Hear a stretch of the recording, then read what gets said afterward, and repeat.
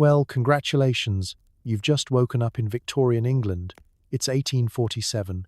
You've got a splitting headache, a suspicious lump somewhere under your waistcoat, and a nagging feeling that your doctor may have just finished butchering a pig before your appointment. Welcome to surgery, the old-fashioned way. It's morning in 1847, and you've just opened your eyes on a straw mattress, the smell of carbolic acid not yet invented, and the person in the next cot loudly threatening to die first. The nurse offers you weak tea, a slice of stale bread, and a choice. Keep your infected leg, or try your luck with the surgeon's knife.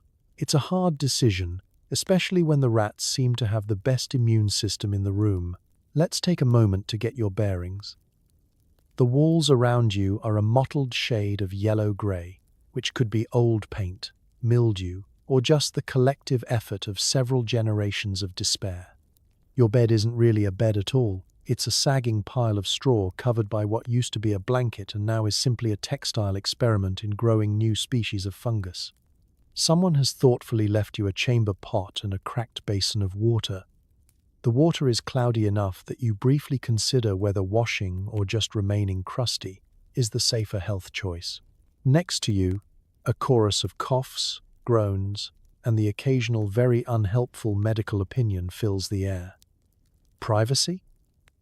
Not invented yet. Your every move is public entertainment. If you sneeze, you get 5 bless yous and 1 suggestion to try leeches. Welcome to communal healing, Victorian style. You scan the room. The nurses are a mismatched troupe of sturdy women in aprons, so stained they've taken on the texture of weathered leather. One is dabbing at a wound with what looks suspiciously like yesterday's tea towel, while another is negotiating with a patient over whether or not he's faking his fever. In Victorian hospitals, a good nurse can tell if you're dying or just lazy based on how convincingly you groan before breakfast. Meanwhile, somewhere in the shadows, the hospital cat surveys its kingdom with the cold detachment of an apex predator. Rats scatter as it passes, rats that, let's be honest, probably have better odds of surviving this place than half the patients. There's a certain comfort in knowing that at least someone is thriving. The air is thick, heavy with the scent of sweat, rot, and hope that today will not be the day you end up in the anatomy classroom. Through a cracked window, you hear the distant clatter of carriage wheels and the muffled shouts of London's never-ending street life. Outside, it's all bustle and soot. Inside, time moves slower than a Victorian bowel movement. Breakfast arrives on a wooden tray, if you're lucky.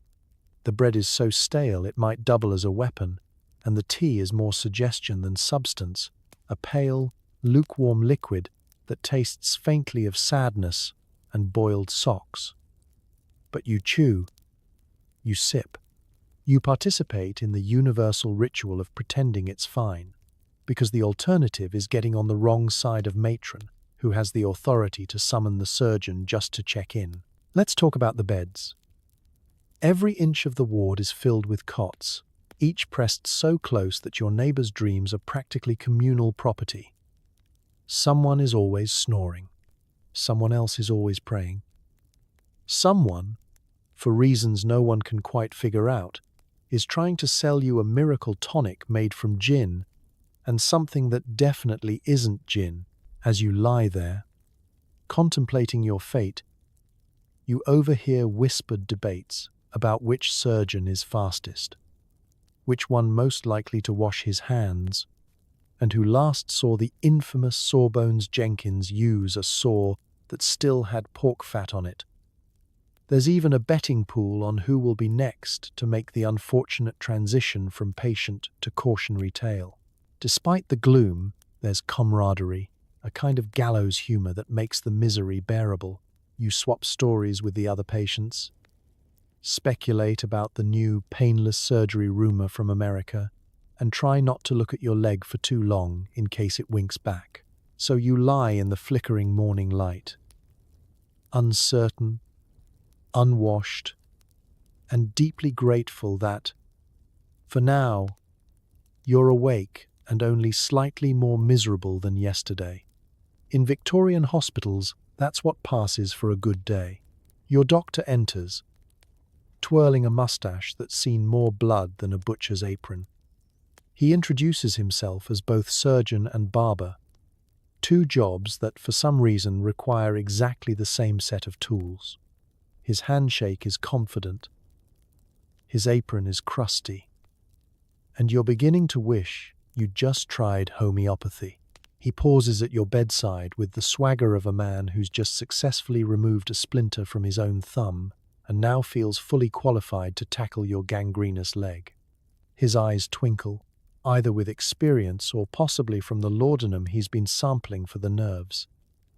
In one pocket, he has a razor for trimming beards. In the other, a bone saw for trimming, well, bones. The distinction is academic. Both will leave you with fewer parts than you started with. This is the golden age of the barber surgeon, a figure as likely to offer you a haircut as to offer you a lobotomy.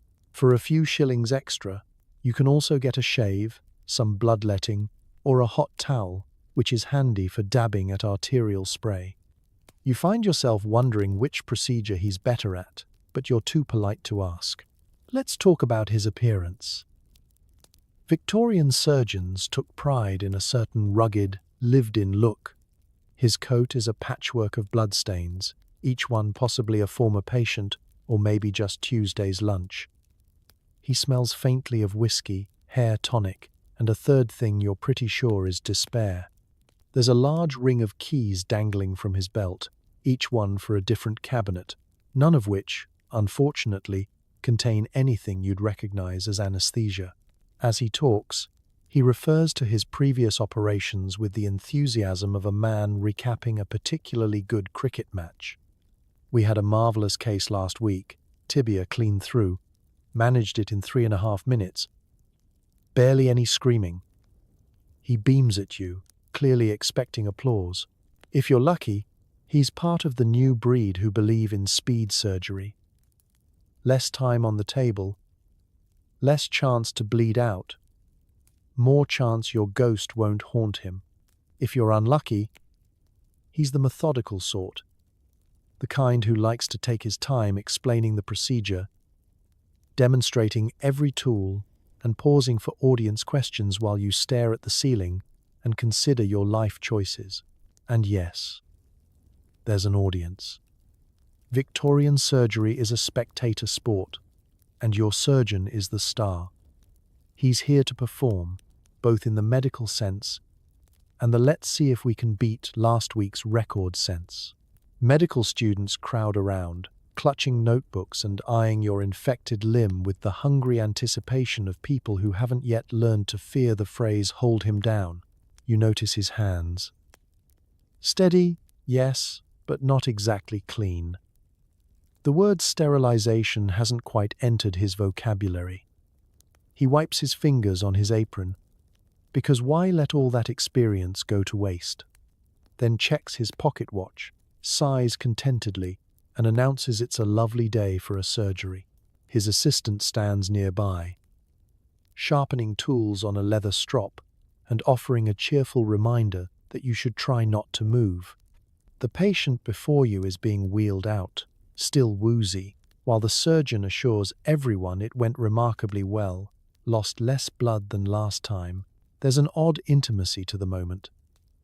This man who could, in theory, give you a trim and a tourniquet in one sitting, now holds your fate in his ink-stained hands. You wonder if you should trust him with your secrets, your sideburns, or your spleen. Maybe all three. As the surgeon cheerfully lays out his tools, humming a jaunty tune, you realize your main comfort is that at least he seems excited to get started. Confidence, after all, is half the battle.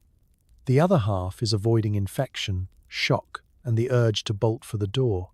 So you smile weakly, grip the edge of your straw mattress, and prepare yourself for whatever comes next, hoping deep down that your surgeon is better with a scalpel than he is with a straight razor. In Victorian medicine, it's all about taking risks and hoping the barber half of your surgeon is off duty for the day. On a tray beside you, the surgeon lays out his tools: rusty saws, bone forceps, and something that looks suspiciously like a woodworking chisel. Sterilization? Never heard of her. Everything glints menacingly in the candlelight, promising either salvation or an extremely quick death. Let's take a closer look, shall we? The surgical tray is just a warped wooden board, covered in a linen cloth that was white several epidemics ago. The instruments rattle together, freshly wiped on the surgeon's apron, which, as you've noticed, doubles as both hand towel and badge of honor. He arranges each tool with the care of a proud chef, plating the world's least appetizing charcuterie board. First, there's the saw. It's the undisputed king of Victorian operating rooms, and it's not subtle about it. A hefty iron blade, stained with the ghosts of patients past, complete with a wooden handle that looks borrowed from someone's gardening shed. It's the kind of saw that says, "I used to cut firewood, but now I do limbs." Progress. The surgeon gives it a test swing, not for your reassurance, but purely for showmanship. If you weren't already sweating, now's the time. Next to the saw, there's a collection of forceps. Some are straight, some are curved, and all look like they could double as medieval torture devices, or, if things get desperate, salad tongs at the hospital's next charity dinner. The forceps are used for gripping slippery things: arteries, veins, the occasional marble someone accidentally swallowed. They're not sharpened, but they are cold, which is really all you need to know. Now let's meet the chisels. These are multi-purpose tools, useful for everything from chipping away infected bone to prying open that stubborn tin of sardines someone sent as a get-well-soon gift. The chisel is, in fact, a repurposed carpenter's tool, proving once and for all that Victorian surgery is just advanced home improvement. Only you're the project. There's also the ever-popular tenaculum, a wicked-looking hook used to grab and hold tissue with a gusto that suggests a deep grudge against anything soft or living. The tenaculum is the surgeon's answer to the age-old question, how can we make this more horrifying? Somewhere on the tray is a mallet.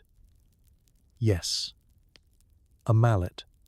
Not for hitting nails, but for gently, by Victorian standards, tapping the chisel through bone, or, if things go south, rapping on the table to get everyone's attention. There's nothing quite like the anticipation of watching someone choose between precision or brute force, depending on how many students are watching. Needles and sutures come next. The needles are thick enough to double as knitting supplies, and the sutures are catgut, literally, sheep or goat intestines dried and twisted into string. It's nature's way of saying, "Congratulations, you survived amputation, and now your wound smells faintly of livestock." The scalpels, meanwhile, are almost delicate in comparison. They're sharp, well, sharpish, and perfect for the surgeon who likes to pretend this is a refined operation and not a race against blood loss. The handles are bone, the blades are steel, and together they create small incisions and big regrets. Don't forget the artery clamps. Spring-loaded and clunky, these are supposed to stop your life from leaking out all over the floor. They look like angry metal crabs and work about as reliably. None of this is sterile, of course. The only thing being disinfected is your sense of optimism. The instruments are rinsed in cold water, wiped dry on whatever's handy, and put right back on the tray for the next patient. If you're lucky, your operation will be quick. If not, you'll have plenty of time to contemplate why the bone saw has teeth. So as you stare up at the ceiling, heart pounding, you realize the surgeon's toolkit is less medical marvel and more yard sale gone terribly wrong. Still, these tools are all that stand between you and a feverish, oozing end. In Victorian surgery, it's not the instruments you fear most, it's that you know exactly what they're for. You're wheeled into a room filled with curious onlookers, students, other doctors, random men who just wanted a show. The audience is so close you can smell their breakfast, and one of them is already taking bets on how long you'll last. Privacy isn't invented until the 20th century. The walls are a dingy shade of cream, but you hardly notice over the press of humanity filling every bench and stair. This isn't just a hospital room, it's a Victorian amphitheatre, and you're the main attraction. The room slopes upward in a series of creaking wooden benches, packed elbow to elbow with men in waistcoats and top hats, each clutching a notepad, a sandwich, or, in the case of the truly dedicated, a handkerchief to dab away the rising scent of terror and formaldehyde. The noise is astonishing. Medical students whisper in Latin, trying to sound clever. An older physician loudly recalls the good old days when patients didn't squirm so much. In the back row, someone is distributing betting slips like it's the Grand National, and you're the unfortunate racehorse. The only thing missing is a popcorn vendor. At the front, a chalkboard lists today's procedures. 1. Amputation, right leg. 2. Removal, unspecified growth. 3. Lecture, gout. You try not to guess which one you're here for. But the orderly holding your stretcher keeps winking at you as if he knows you'll be the most memorable act of the day. Your surgeon steps forward, basking in the attention. He greets the room with a theatrical wave, brandishing his saw like a maestro with a baton. The students lean in, eyes wide, some equal parts fascinated and faintly nauseated. A few try to look nonchalant, but you spot more than one surreptitiously loosening their collars. A nurse pats your arm and offers a reassuring smile that doesn't quite reach her eyes. "Just breathe," she says. "It'll be over soon." This is only slightly comforting, since the last patient being wheeled out seems to have taken her advice a little too literally. The floor is sticky underfoot, a mixture of sawdust and other, less savory substances. Every so often, someone sprinkles a fresh handful to soak up the excitement. The smell in the room is unforgettable. Sweat, soap, cheap cologne, and the faintly metallic tang of blood. Occasionally, a breeze from the open window offers a hint of London's fog and horse manure, which is, in this moment, a welcome improvement. As you're transferred to the operating table, a sturdy plank raised for better visibility, you realize you are, for a brief moment, the most popular person in London. If only it were for your charisma and not your ability to bleed on command. Your view is an intimidating wall of faces, most of whom have never performed surgery and are here to witness, learn, or just enjoy a little lunchtime spectacle. The show begins with a flourish. The surgeon explains the procedure to the room, referencing body parts you didn't know you had. He narrates his every move for the crowd. "Observe, gentlemen, as I make the initial incision." The students scribble furiously, and one faints quietly into his friend's lap. Nobody moves to help. The onlookers are not all medical. Some are wealthy benefactors, eager to see where their charity has gone.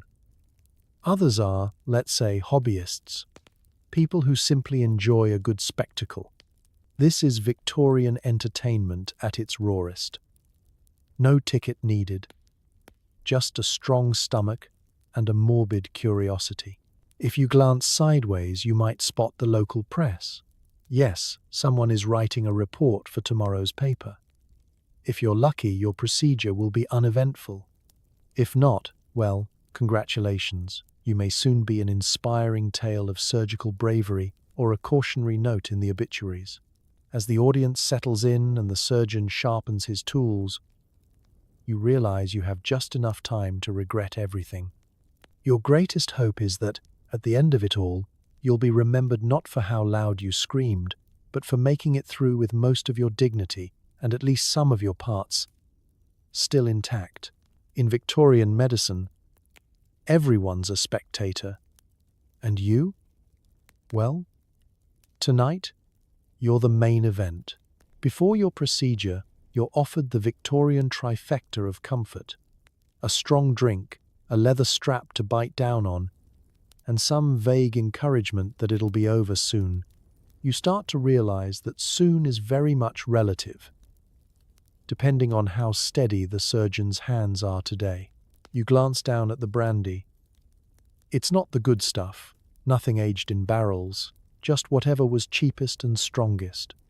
The nurse pours you a generous slug and watches with the determined gaze of someone who's done this 100 times and cleaned up the aftermath at least as often. You tip the glass back, wincing at the burning sensation. Is it numbing your nerves or just lighting them on fire? Hard to say. But in Victorian medicine, a little liquid courage is as close as you're getting to anesthesia. Next comes the strap. It's thick, weathered leather, suspiciously tooth-marked and probably older than most of the patients in the ward. Here, bite down, the nurse instructs, as if this is a perfectly normal way to prepare for a major medical procedure. You take the strap, feeling both slightly reassured and more than a little like a horse being prepped for shoeing. On the bright side, if you do survive, you might just have the jaw strength to crack walnuts for the rest of your days. Now for the words of comfort. The surgeon, who looks like he's running late for both a funeral and a wedding, offers a few encouraging phrases. "You're in good hands," he says, glancing at his own hands as if checking for extra fingers. "We'll have you sorted in no time."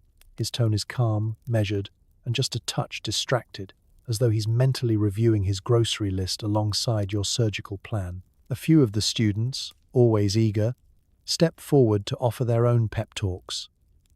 It's mostly quick. One promises, "Last week's patient hardly screamed at all." Another says, "Think of something pleasant, like the time before you had this infection." You do your best, though your mind is racing through every possible outcome, from miraculous recovery to being remembered as the one who fainted before the first cut. The crowd, sensing the tension, quiets down. There's a collective holding of breath, as if everyone's hoping this will be one of the good ones. The rare procedures where the surgeon gets it right the first time, and nobody has to mop up quite so much drama. The nurse squeezes your shoulder and offers a kindly, if not entirely convincing, smile. "You're brave," she whispers. "Braver than most."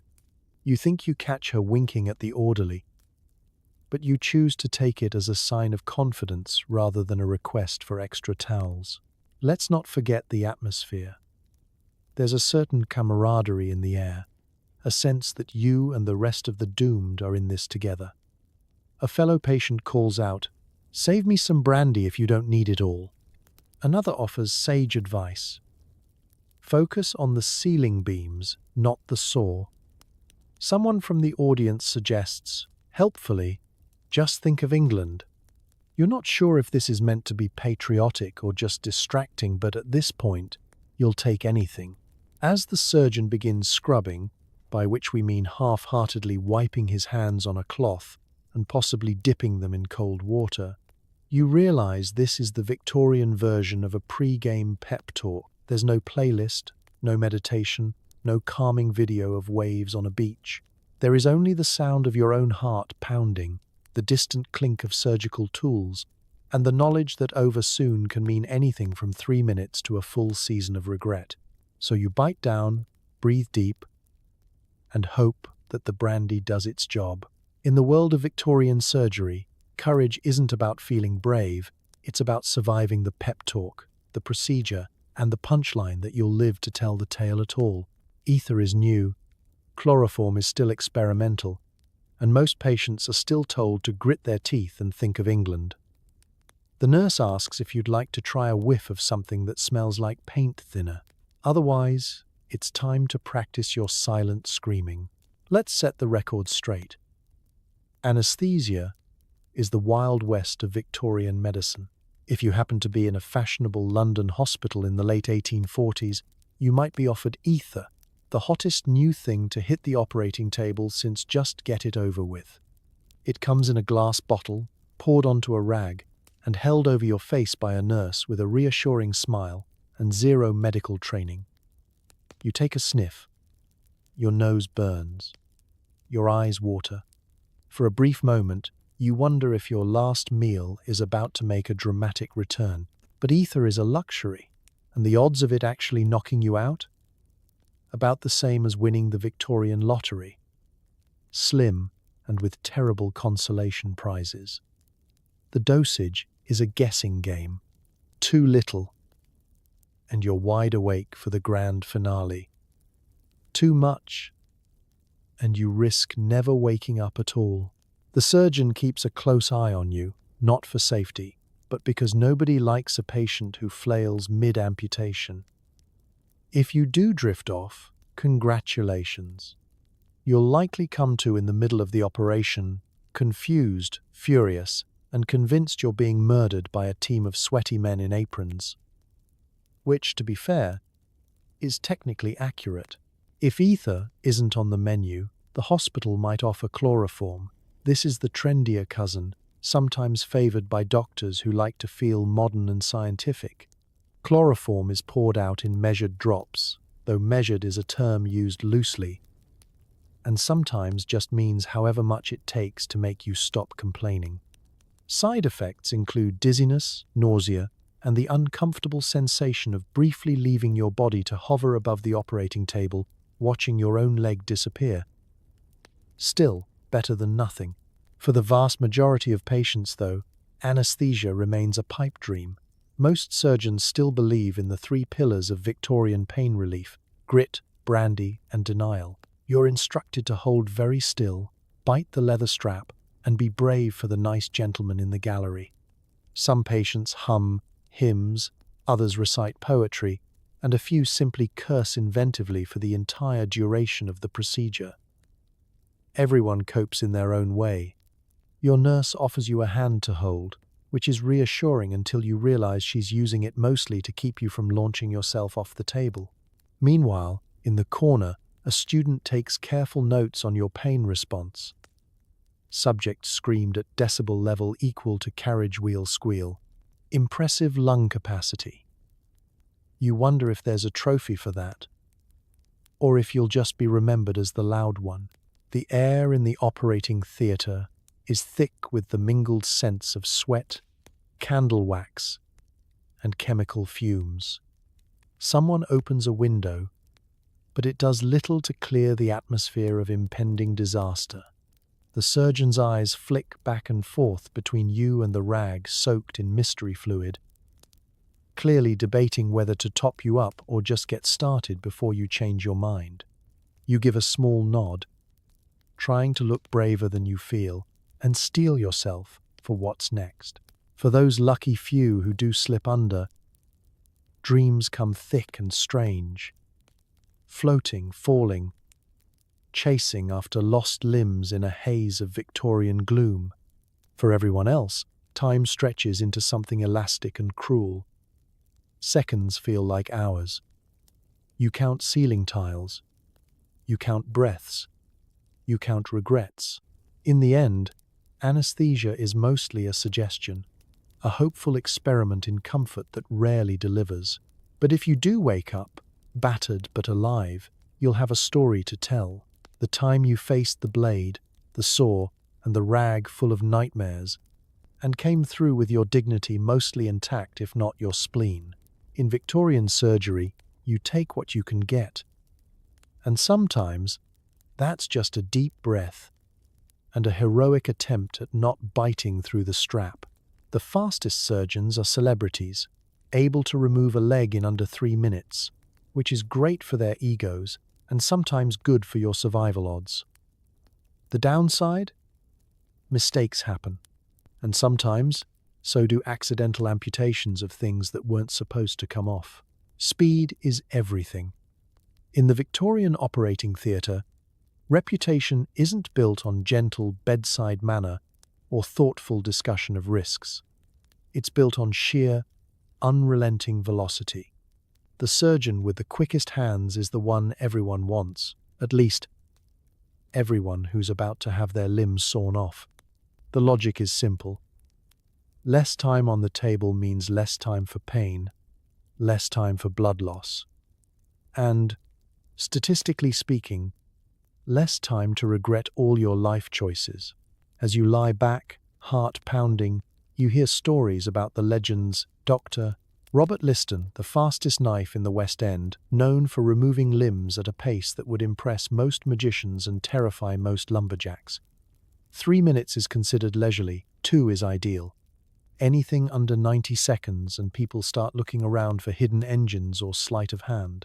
The audience, yes, there's always an audience, leans forward in anticipation, as though you're about to break a world record. Not a femur. The preparation is brisk. The assistant grips your leg, the nurse presses down on your shoulders, and the surgeon flexes his fingers, bouncing on the balls of his feet like a boxer before a prize fight. He gives you a wink, perhaps meant to be reassuring, but which mostly suggests, "I hope you're ready for this, because I'm not slowing down." Then, in a flurry of movement, it begins. The saw descends, and the entire room shifts into a sort of grim choreography. The noise is unforgettable, a sound somewhere between a butcher's shop and a carpentry workshop. If you're lucky, you'll faint from the shock or the pain and miss the gory details. If not, you'll be keenly aware of every pass of the blade and every encouraging shout from the gallery. "He's almost through," someone yells, as if cheering on a marathon runner. Speed, of course, comes at a price. The surgeon's hand, moving too quickly, may slip. There are legendary tales of surgeons so focused on breaking their own records that they've accidentally sawed into the assistant's fingers, or, in one infamous case, managed to cut off 2 fingers, an extra bit of skin, and possibly the patient's dignity in one fell swoop. Rumor has it, one record holder once managed a 300% mortality rate, patient, assistant, and a bystander who fainted and hit his head. Victorian efficiency at its finest. But don't get too smug about modern medicine. Even today, there's something to be said for a doctor who knows how to get in and get out before you've had time to Google your symptoms and spiral into existential panic. In the Victorian age, though, the trade-off is more obvious. The longer you're on the table, the more likely you are to bleed out, go into shock, or catch an infection from the audience's shoes. Some surgeons are so proud of their speed that they keep a tally on the wall, each mark representing another successful amputation. You can almost hear the sports commentator, "And he's off. He rounds the kneecap in record time. Look at that elbow grease." And across the finish line with only minor collateral damage. The applause, such as it is, feels as much for the surgeon as for your plucky ability to not bite through your own tongue. When it's over, your surgeon steps back, flushed with pride, sweat glistening on his brow. The crowd murmurs. The nurse mops your brow, and you, assuming you're still conscious, marvel at the fact that it's only been 2 minutes since you last had 2 legs. In Victorian surgery, you didn't want a slow, thoughtful operator. You wanted someone who could beat the clock and, ideally, keep all your major organs attached. The speed of the saw was a matter of survival. The rest was just cleanup. Your surgeon proudly wears his oldest, crustiest coat. The more blood, the more experience. Germ theory hasn't caught on yet, so the only thing getting a good wash is the floor, and only if someone important slips. In Victorian hospitals, cleanliness is a slippery concept. The surgeon's apron is a living archive of every operation he's ever performed, each stain commemorating a battle fought, and sometimes lost, against a leg, a lump, or an especially feisty appendix. Some surgeons wear their blood-stiffened coats until they're closer to sculpture than clothing, each layer another badge of honor. You might think it's a health hazard. In 1847, it's just a sign you're dealing with a seasoned professional, at least one who knows how to get close to the action. Your own sense of unease grows as you notice the rest of the staff.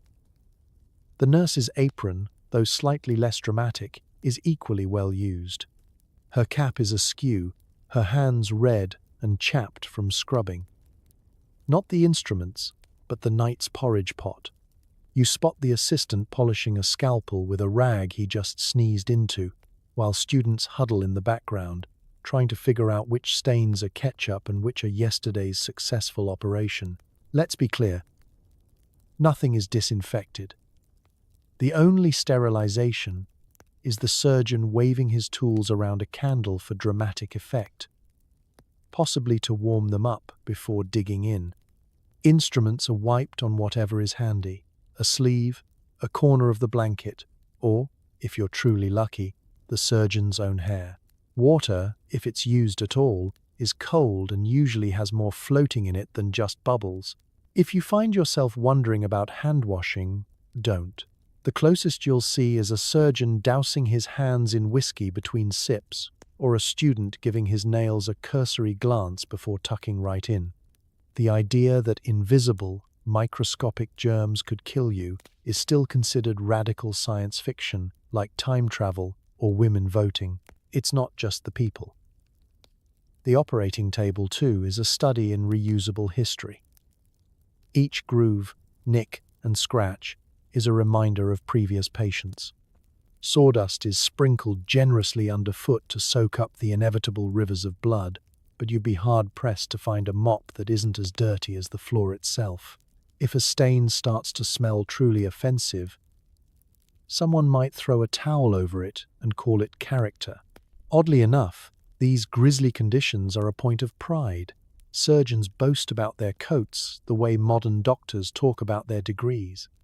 The crustier the apron, the more likely the man behind it is to have a string of successes, if by success you mean patients who survived, or at least didn't haunt him.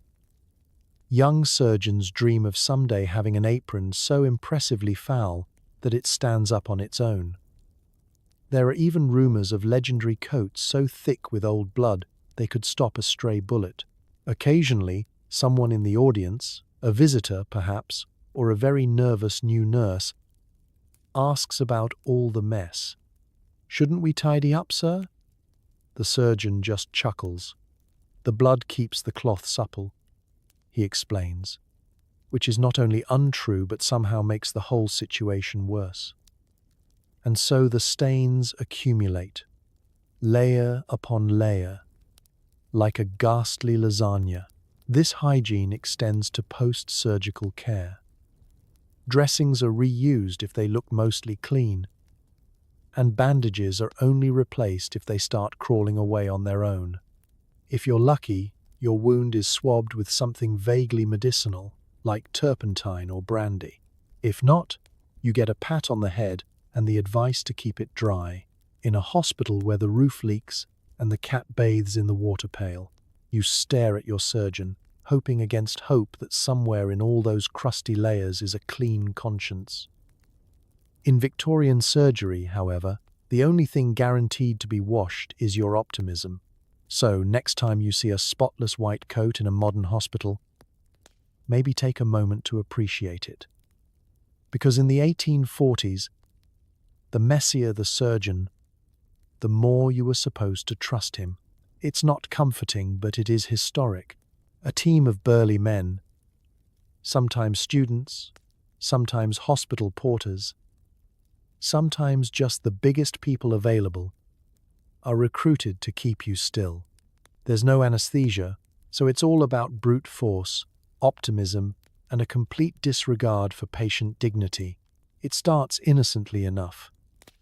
The surgeon gestures, and suddenly, you're surrounded by a small rugby team in mismatched coats. Some are official staff, some are just passing through and got conscripted, and at least one is definitely the hospital's baker, recruited purely for his biceps. Their job is to pin you down. Yours is to not embarrass yourself by screaming louder than the last patient. Victorian operating rooms are less about bedside manner and more about crowd control. You lie back on the plank, masquerading as a table, taking in the sight of 4 to 6 large hands clamping down on your arms, legs, and, just in case, your forehead. The nurse pats your shoulder. "He's a wriggler, this one," she says, as if discussing a trout and not a person about to have something vital removed. She nods to the nearest student, who tightens his grip and smiles apologetically, perhaps remembering last week's incident when the patient managed to knee the surgeon in the shin. The room is suddenly all business. The surgeon checks that you're firmly immobilized, with the kind of attention to detail you wish he'd devote to cleaning his instruments. One man holds your shoulders down, another pins your knee. A third is ready to cover your mouth, should the need arise for extra quiet encouragement. There's a kind of unspoken choreography. When the saw appears, everyone leans in just a bit harder. Meanwhile, the audience leans in too, eager for the show. Some are here to learn, some to gossip, some just because they lost a bet. The noise of the crowd fades into background static as the reality of what's about to happen sets in. You lock eyes with the man holding your arm, a burly porter with hands like hams, who gives you a reassuring nod. "Don't worry, I haven't dropped anyone all week," he whispers. Comforting, sort of. It's not just brute strength at work, though. There's technique. Some veterans know just how to shift their weight to counter a flailing leg or a last-second attempt at escape. Others simply hope for the best and brace themselves for impact. If a patient does manage to wriggle free, chaos briefly reigns. Students scatter, the nurse issues stern warnings, and the surgeon sighs heavily, already composing a story for the break room. You can't help but notice the complete lack of privacy. Your body is now communal property, twisted and turned for the best angle of approach. Modesty, like pain relief, has been left in the corridor. The gown you're wearing, if you're lucky enough to have one, is quickly pushed aside as the surgeon marks his chosen site with a bit of chalk and a lot of squinting. You close your eyes, try to remember your happy place, and prepare yourself for the grip of a lifetime. If the procedure is especially gruesome, a well-timed distraction may be attempted. The nurse leans in and starts chatting about the weather or the Queen's latest hat, hoping to keep your mind off the impending doom. Sometimes, someone offers you a leather strap to bite down on, just in case you're feeling vocal. You realize this is less about muffling your screams and more about keeping you from biting anyone's fingers off. As the surgeon gives the signal to begin, the entire team braces. For a few surreal seconds, everyone is united in a common cause. Don't let the patient escape. It's an odd kind of intimacy, the sort that leaves everyone a little breathless and no one wanting to make eye contact later.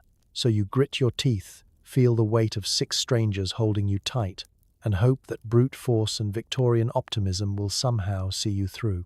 In this era, medicine isn't gentle. It's a group project, and everyone's got their hands on the patient. There's raucous applause as the first incision is made. Medical students take notes. Ordinary folks faint, and someone in the balcony shouts encouragement. You, meanwhile, are hoping not to be the live demonstration that ends up in the footnotes of next year's textbooks. Victorian surgery isn't just a medical event, it's the hottest ticket in town, the Wimbledon of wincing. The operating theatre is built for drama, tiered benches packed to the rafters with every variety of gawker, from bright-eyed medical apprentices to wealthy donors hoping to see something memorable before lunch. There's no such thing as a private operation. Instead, it's a kind of cross between a university lecture and a boxing match. The more famous the surgeon, the bigger the crowd. As the surgeon steps forward, you can feel the electricity in the room. Students jostle for the best view, their notebooks open and ready for a grisly close-up. Some try to act nonchalant, but the ones in the front row keep their shoes tucked back from the drip zone, an important lesson learned the hard way.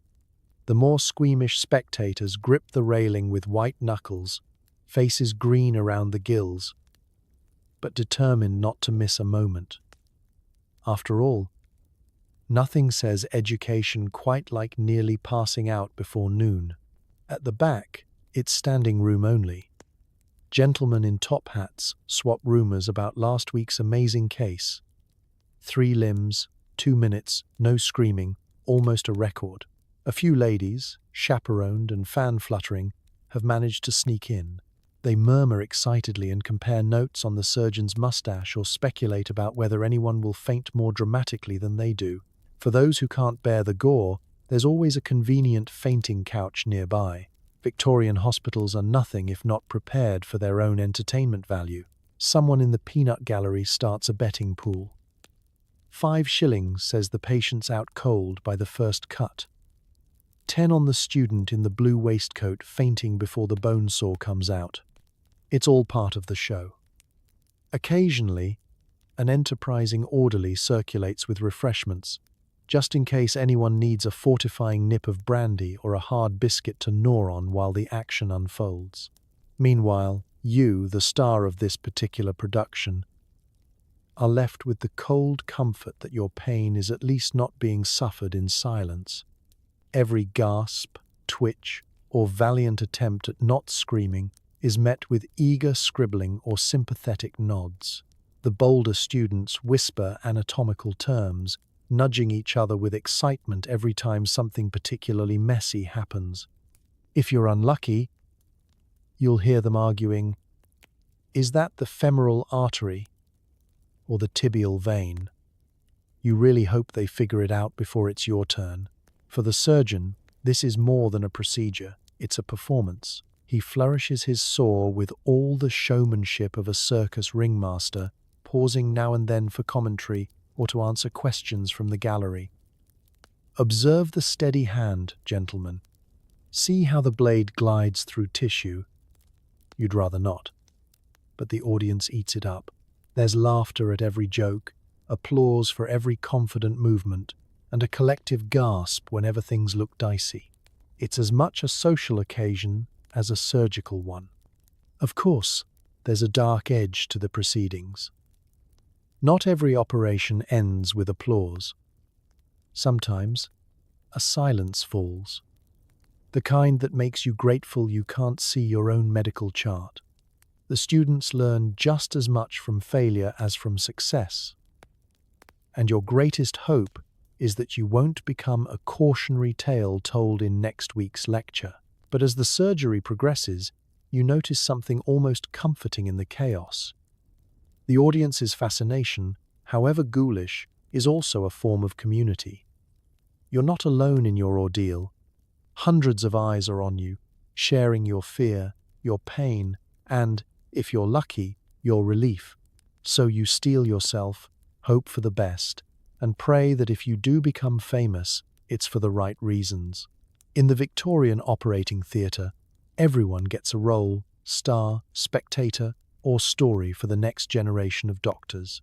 Between the open wounds, the unwashed linens, and the festive aroma of infection, the air is thick enough to chew. Candles burn in a feeble attempt to cover the stench. But you're mostly breathing in a blend of sweat, fear, and gangrene. If you thought modern hospitals had a certain antiseptic tang, the Victorian operating theatre offers an olfactory experience so vivid, you can practically taste the history. Before you've even made it to the table, the smell hits you like a physical blow. It's not just bad. It's transformative, like being smacked in the face with a moldy mattress and a ham that's seen too many summers. Your first instinct is to breathe through your mouth. Your second is to reconsider every life choice that brought you here. The smell has layers. The top note is sharp and metallic, blood, fresh and not so fresh, soaking into sawdust, dripping from aprons, and pooling in corners where sunlight fears to linger. Underneath that is the sour, musky aroma of sweat. the collective perspiration of a dozen patients, 3 surgeons, 4 nurses, and an audience of onlookers who skipped their morning bath in solidarity. Everyone is sweating for different reasons, but the combined effect is something between a locker room and a cheese shop in late July. Below that is the stifling undertone of decay. Infection is everywhere. Open wounds ooze onto linen that hasn't seen a wash tub since Queen Victoria's coronation. Bandages ferment quietly on windowsills. You catch a whiff of pus and something greenish. And suddenly you understand why so many medical students choose to take notes from the back row. If you're lucky, the breeze occasionally brings a hint of carbolic acid. If you're very lucky, because that means at least someone, somewhere, has heard of Joseph Lister. Otherwise, you make do with the competing scents of candle wax and whatever cologne the surgeon splashed on that morning to cover up his apron's more historic contributions. Let's not forget the unsung contributors, the linens. Bedsheets are supposed to be white, but in this room they're all shades of brown, yellow, and a suspicious grey. Each is a canvas of past procedures, dotted with stains that resist all efforts at storytelling and all attempts at scrubbing. The pillow beneath your head smells faintly of mildew, old barley soup, and just a hint of antiseptic wishful thinking. Even the candles struggle. Someone, possibly with a cruel sense of humour, brought in a few scented ones, but lavender and rose are no match for the robust bouquet of human suffering. Occasionally, a draught whips through, and the flames sputter, stirring up new swirls of hospital chic. The audience in the upper gallery dabs at their noses with handkerchiefs soaked in vinegar, hoping to blunt the olfactory assault. Medical students pinch their nostrils shut with their own sleeve cuffs. For the truly prepared, a slice of orange peel held beneath the nose is worth its weight in gold. No one is immune. The surgeons themselves, so proud of their experience, become connoisseurs of the air, able to diagnose a festering wound from 3 feet away, or at least claim to, between sips of medicinal brandy.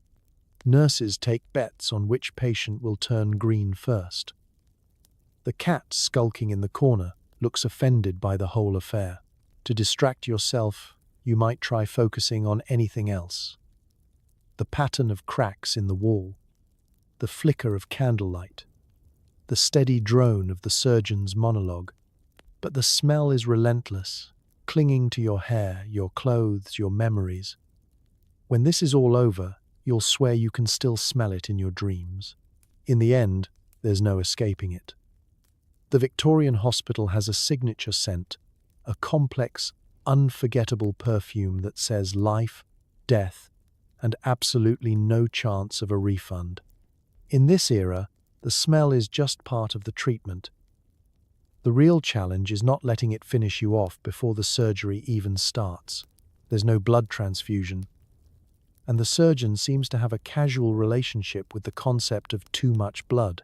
It's not unusual for your entire bed, and possibly your neighbours, to be soaked by the time the surgery is over.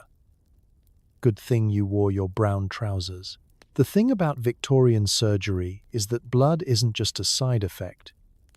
It's practically part of the decor. The operating theatre doubles as an avant-garde art gallery, where splashes, spurts, and splatters become the latest in medical wallpaper. If Jackson Pollock had been born a century earlier, he would have been right at home here, and probably would have left with fewer limbs. From the moment the first incision is made, the atmosphere shifts from anticipation to full-scale liquid chaos. Blood pours with a theatrical gusto that no stage production could ever match.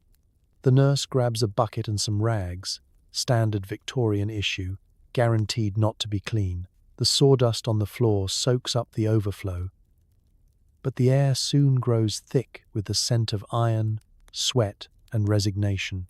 The surgeon, unfazed, works with the breezy confidence of someone whose shoes have seen more action than your entire circulatory system. Bit of bleeding, nothing unusual, he declares, as though you're shedding a polite cupful and not enough to paint the lower half of the operating table. His apron, already a shade of mature maroon, darkens with each pass of the blade. If he's feeling especially optimistic, he'll clamp an artery and offer a cheery, "Hold this, would you?" to a nearby student whose face instantly drains of color. In theory, there are ways to slow the bleeding. A heated iron, pressed to the wound, sometimes does the trick, along with producing a truly memorable aroma and a brand new set of regrets. Silk threads or bits of catgut might be used to tie off blood vessels, but these often break or slip, transforming your operation into a timed challenge. Can the surgeon finish before you run out of blood, patience, or both? Every few minutes, a nurse leans in to mop your brow, or, more accurately, to keep sweat from mixing with the already impressive pools of red gathering under your pillow. If you're still awake at this point, you might notice your toes growing cold or your vision tunneling. But don't worry, this is normal. At least in 1847, there's a camaraderie to blood loss in the Victorian ward. The patient in the next bed offers a weak thumbs up as the color drains from his face and onto the sheets. The nurse swaps out the rags, wrings them out in a bucket, and puts them right back into service, barely missing a beat. If the pile of used linen gets too high, someone simply tosses it out the window. You hope, for the sake of the pedestrians below, that there's a warning sign. Occasionally, a medical student faints, which is considered good luck. "A bit of a bloodbath today," the surgeon jokes, waving his saw at the gallery, and the audience titters nervously. The phrase "lost a bit more than expected" is the Victorian equivalent of "oops." It's said so casually. You wonder if there's a running tally somewhere, another record to break for the benefit of the medical journals. The aftermath is equally artistic.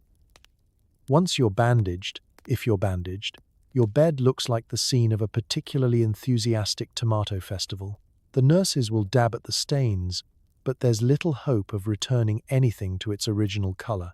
You lie there, dazed and depleted, grateful for the thin soup and thick blankets, but mostly for the fact that you're still breathing. In a time before blood transfusions, and with only the vaguest notion of internal volume, survival often comes down to luck, speed, and stubbornness. In the end, every scar tells a story, and every stain on the floor is a reminder of the day you gave a little, or a lot, for Victorian medical science. Congratulations! You've just contributed to the latest round of Victorian redecorating. Joseph Lister hasn't arrived yet, so infection is just a fun bonus round. The surgeon occasionally wipes his hands on his apron, sometimes between patients, sometimes on his way out to lunch. This is a time before germ theory, when the invisible world of bacteria and viruses was still the stuff of fairy tales. No one's heard of hand sanitizer, and the closest thing to cleanliness is a brisk breeze blowing through an open window. The surgical tray gets a wipe with a damp cloth, and, if you're really lucky, the tools are dipped in lukewarm water before use. That's not hygiene, it's hydration. Your surgeon, proud of his practical experience, views antiseptic as a French word for cowards. Why waste good whiskey on wounds when it's so much more useful for calming the nerves before the next patient? A quick rinse, a half-hearted scrape of dried blood, and those bone sores are ready for another round in the spotlight. If you're ever curious about the taste of history, just ask for a lick of the forceps, but maybe don't. Infection is inevitable, expected, and generally shrugged off. The concept that wounds should stay clean is considered novel, possibly unmanly, and definitely not something to slow down a 3-minute amputation for. The most common post-surgical advice is to rest and keep your spirits up. If you start to feel feverish or spot red streaks climbing up your arm, the response is, at best, a new bandage, and, at worst, a priest. Let's be honest. Wounds are not just open to the elements, they're actively inviting in the entire microbial population of London. Surgical bandages are reused and recycled, often more whole than fabric. If a wound smells funny, that's not a warning sign, it's just Wednesday. Some medical students claim they can diagnose hospital gangrene by scent alone. The winning answer? It smells like a wet dog fighting a wheel of old cheese. There's no award for that. Unless you count not passing out. Sometimes, a bit of carbolic acid or vinegar makes an appearance, splashed around the room or dabbed on wounds. This is less about killing germs and more about convincing everyone present that at least someone is trying. If you're truly unfortunate, you might get a poultice of questionable herbs from the hospital herbalist, whose qualifications include a strong opinion and a mustache even more impressive than the surgeon's. Meanwhile, the surgeons compare notes on their success rates. If a limb turns black and falls off 2 days after surgery, it's chalked up to bad luck or weak constitution. He just didn't want it enough, one doctor shrugs. A patient who walks away, limb intact and still alive, becomes a minor legend. Everyone else joins the growing list of hospital martyrs who, in the end, taught future surgeons the value of pure guesswork. Patients themselves develop a sixth sense about infection. If your wound is angry, swollen, red, oozing, and developing its own personality, you get extra sympathy and maybe a bigger share of the evening brandy. Rumors swirl about miraculous recoveries, usually involving chicken soup, holy water, or in rare cases, moving to another country. The real killer is sepsis, though nobody calls it that yet. You're just taken ill with a bad turn. Chills, sweating, pain that doesn't fade. These are seen as fate, not biology. The only intervention is time, prayer, and the hope that your immune system is more Victorian than the hospital cat. So as the surgeon wipes his hands on his apron and you drift off into a fevered, pus-filled sleep, you can rest assured. In the 1840s, antiseptics are just a twinkle in Joseph Lister's future mustache. Until then, survival is equal parts luck, stubbornness, and a refusal to look too closely at what's under your bandage. In the grand tradition of Victorian medicine, infection isn't a complication, it's just the sequel. You're bandaged with whatever's available, linen strips, old shirts, possibly a page from the Times, and instructed to rest and stay positive. The odds of living are about 50-50, unless you start feeling hot and shivery. In that case, a priest may be summoned. Victorian surgical aftercare isn't so much a science as it is a form of high-stakes improv. Once your limb is off, your wound is closed, or, optimistically, wrapped, and the show is over, you're trundled back to your straw-stuffed mattress for what passes as recovery. Your job now is to stay as still as possible and avoid thinking about the phrase hospital gangrene. The staff, meanwhile, embarks on a grand experiment in creative bandaging and optimistic guessing. First up, the dressings. There is no such thing as a sterile environment. Bandages are made from whatever's handy, torn-up nightgowns, unraveling scarves, or the sleeve of a recently expired patient.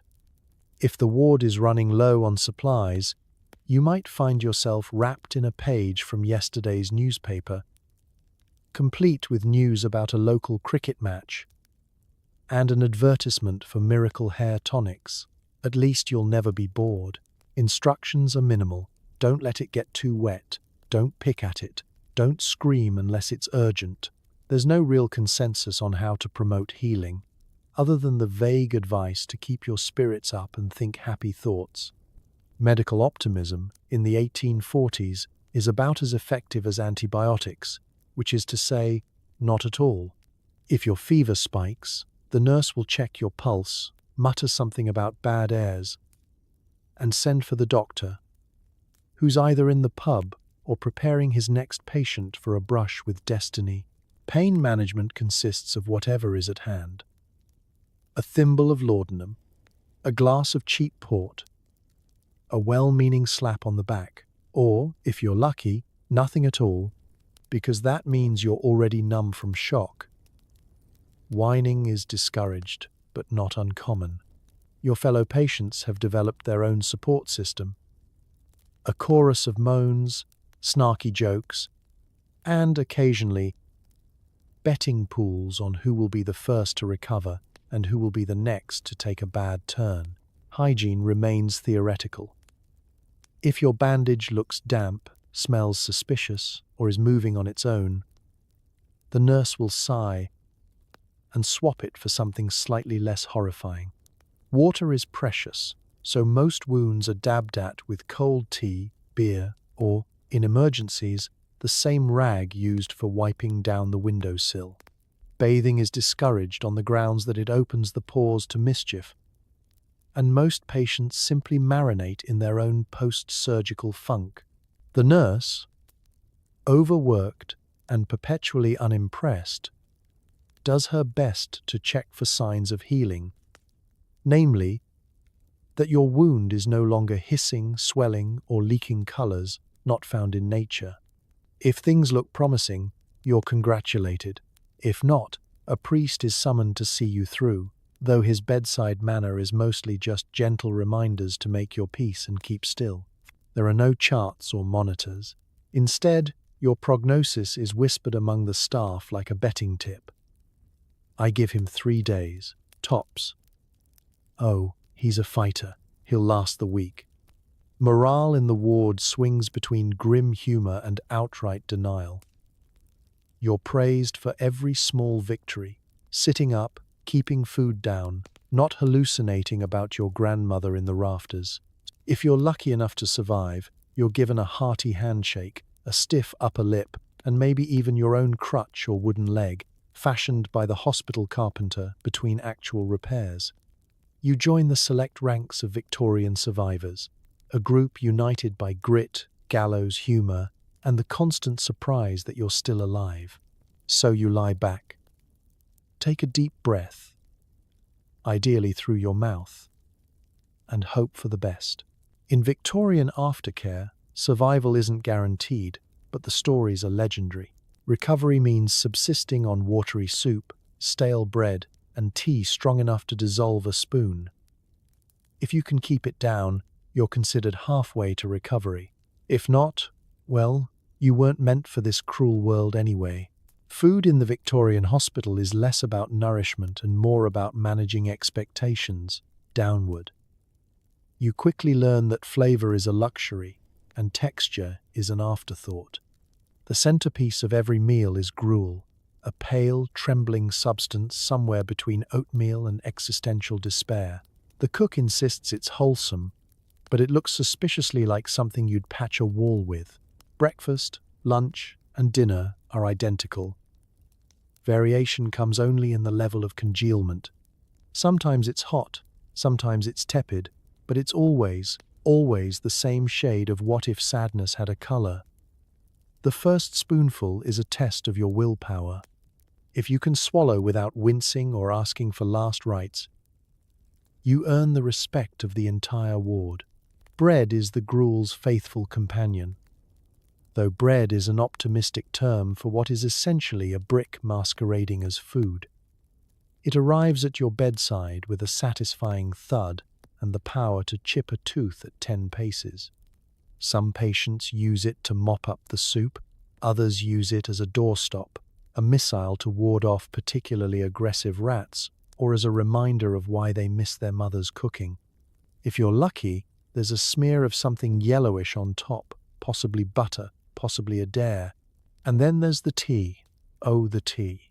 In theory, it's the great British comfort. But in the hospital, it's a murky, scalding potion that tastes like it was brewed from disappointment and boot polish. The first sip singes your tongue and your hope. A good cup can stand a spoon upright. A bad cup dissolves the spoon outright. You find yourself daydreaming about cold water, only to remember what happened the last time someone drank from the tap. Of course, mealtime is also a social occasion, a chance for patients to commiserate, complain, and compare strategies for making gruel less offensive. One fellow patient swears by adding a pinch of salt, though nobody can find any.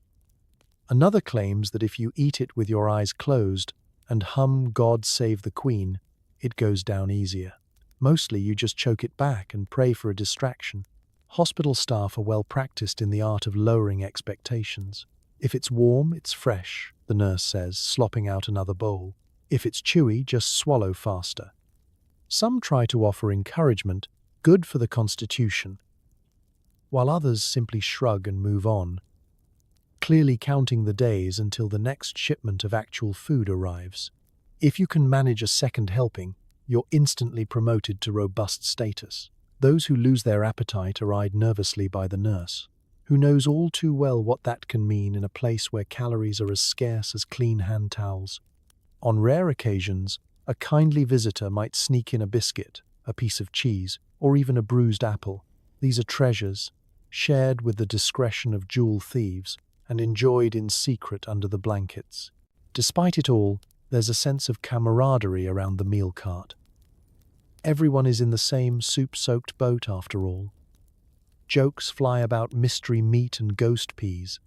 Someone starts a rumor about roast chicken in the private ward, but nobody really believes it.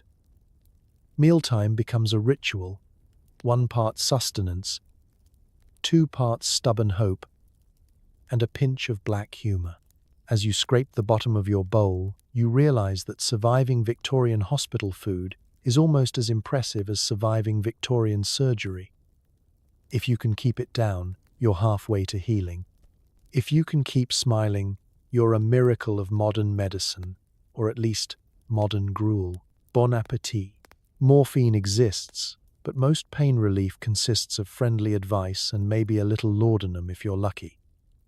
More often, you just get a cheerful chin-up and a fresh bite of the same old leather strap. In the Victorian hospital, pain management is a mysterious art, somewhere between motivational speaking and creative distraction. True, the staff technically have access to opiates, but those are tightly rationed for the patients who are loudest, wealthiest, or most in danger of biting the surgeon. The rest? Well, you get the comfort of British stoicism and whatever's left in the nurse's apron pocket. After surgery, you're handed the legendary leather strap. By now, you're on a first-name basis with it, its chewy, worn edges shaped by the jawlines of generations before you. Don't be shy, the nurse tells you, it's seen worse. If you complain, she tells you to picture yourself on a sunny beach, far away from your newly missing limb and the man with the saw. It's not much, but at least it keeps your mind busy. There's laudanum, of course, tincture of opium mixed with alcohol, a concoction so potent it's banned in most modern realities. Here, though, it's medicine, miracle, and morale booster all in one. You get a few drops in a chipped mug, and for a moment, you float on a warm, fuzzy cloud where nothing matters, not even the fact that your leg is throbbing like a church bell on Sunday. Too much laudanum, though, and you'll be asleep until the 20th century, or at least until the next round of soup. Morphine is even rarer, a precious powder doled out to patients who are, as the nurse puts it, screaming loud enough to wake the Queen. It comes by syringe, injected with much ceremony and a surprising amount of side-eye. If you're very lucky, or very rich, you might score a dose. If not, there's always the backup plan. Polite conversation and a distracting hymn or two. Music is a surprisingly popular strategy. A hospital orderly with a battered violin will sometimes wander the ward, playing mournful tunes that are supposed to calm you, though more often they just make you wish you had earplugs. Patients hum along, partly out of solidarity, partly to drown out the sound of their own moaning. One inventive patient once started a ward sing-along to God Save the Queen, just to keep spirits up. It almost worked until the surgeon joined in. The rest of pain relief relies on psychology and sheer denial. Nurses tell stories, offer gossip, and occasionally break out a deck of cards for a round of who can ignore their wound the longest. Advice flows freely. Just grit your teeth, says the old man in the next bed. Think of the empire. Someone else swears by deep breathing. Someone else swears. Full stop. Ice packs are a fantasy, cold compresses are rare, and actual rest is a privilege you might enjoy if you're exceptionally boring or particularly unconscious.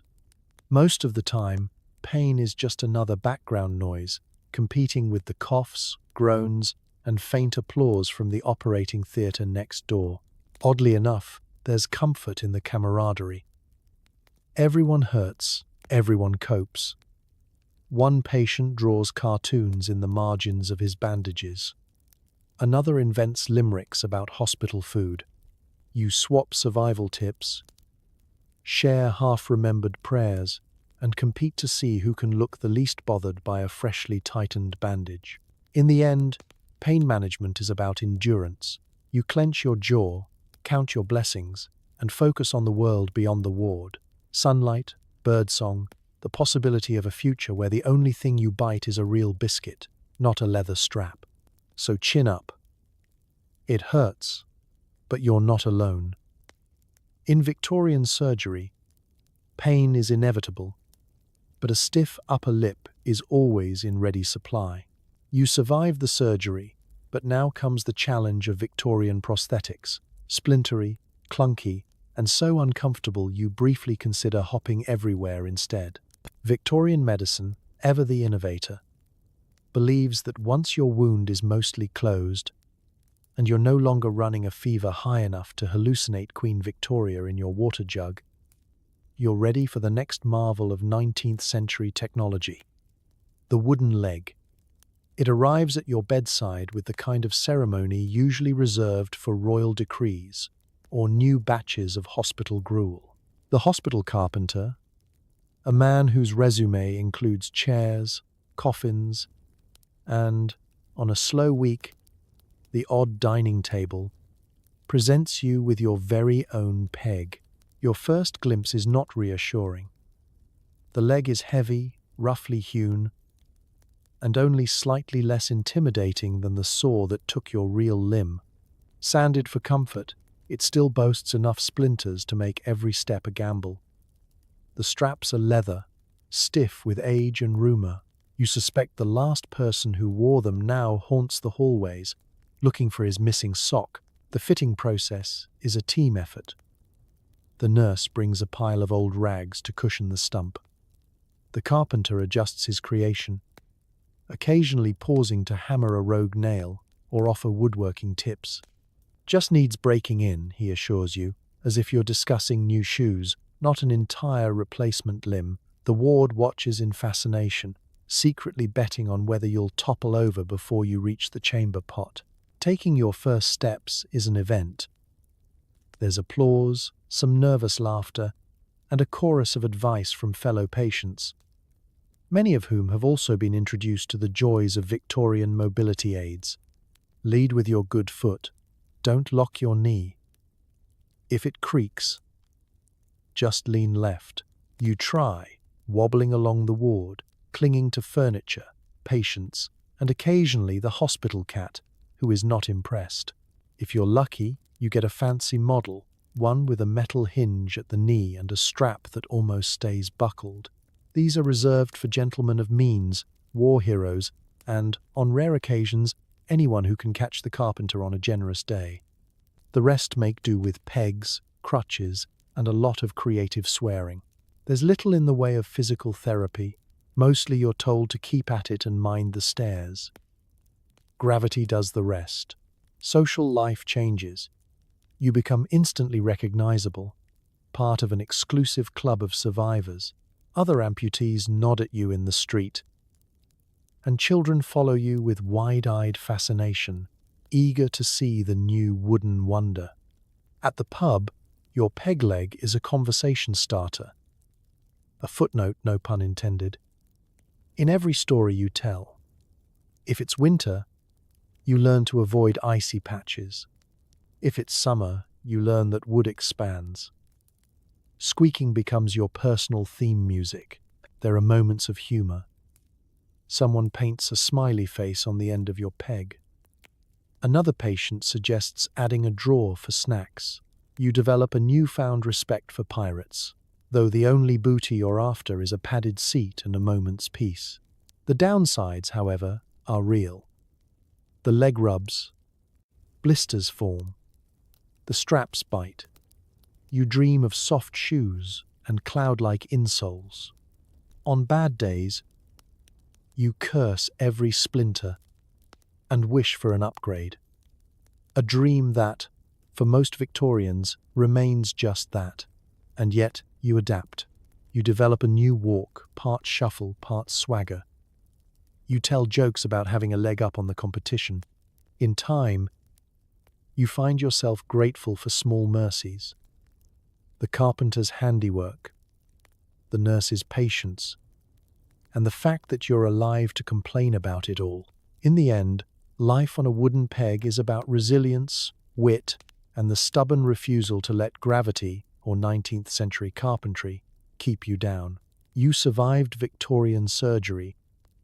Everything after that is just a balancing act. You're surrounded by a chorus of coughs, moans, and creative swearing. Bonds are forged over shared trauma and the universal wish to avoid the surgeon's favorite status. A Victorian hospital ward is less a place of healing and more a makeshift club for the chronically unlucky. Beds line every available inch, each filled with its own unique brand of misery and a personality to match. Conversation drifts through the air, stitched together by the soft music of wheezing lungs and the persistent percussion of someone's foot twitching against a bedpost. Your neighbors become your family, for better or worse. There's old Tommy, who lost 3 fingers and gained 5 conspiracy theories. Next to him is Mrs. Peabody, a woman who claims she once gave Florence Nightingale a stern talking to.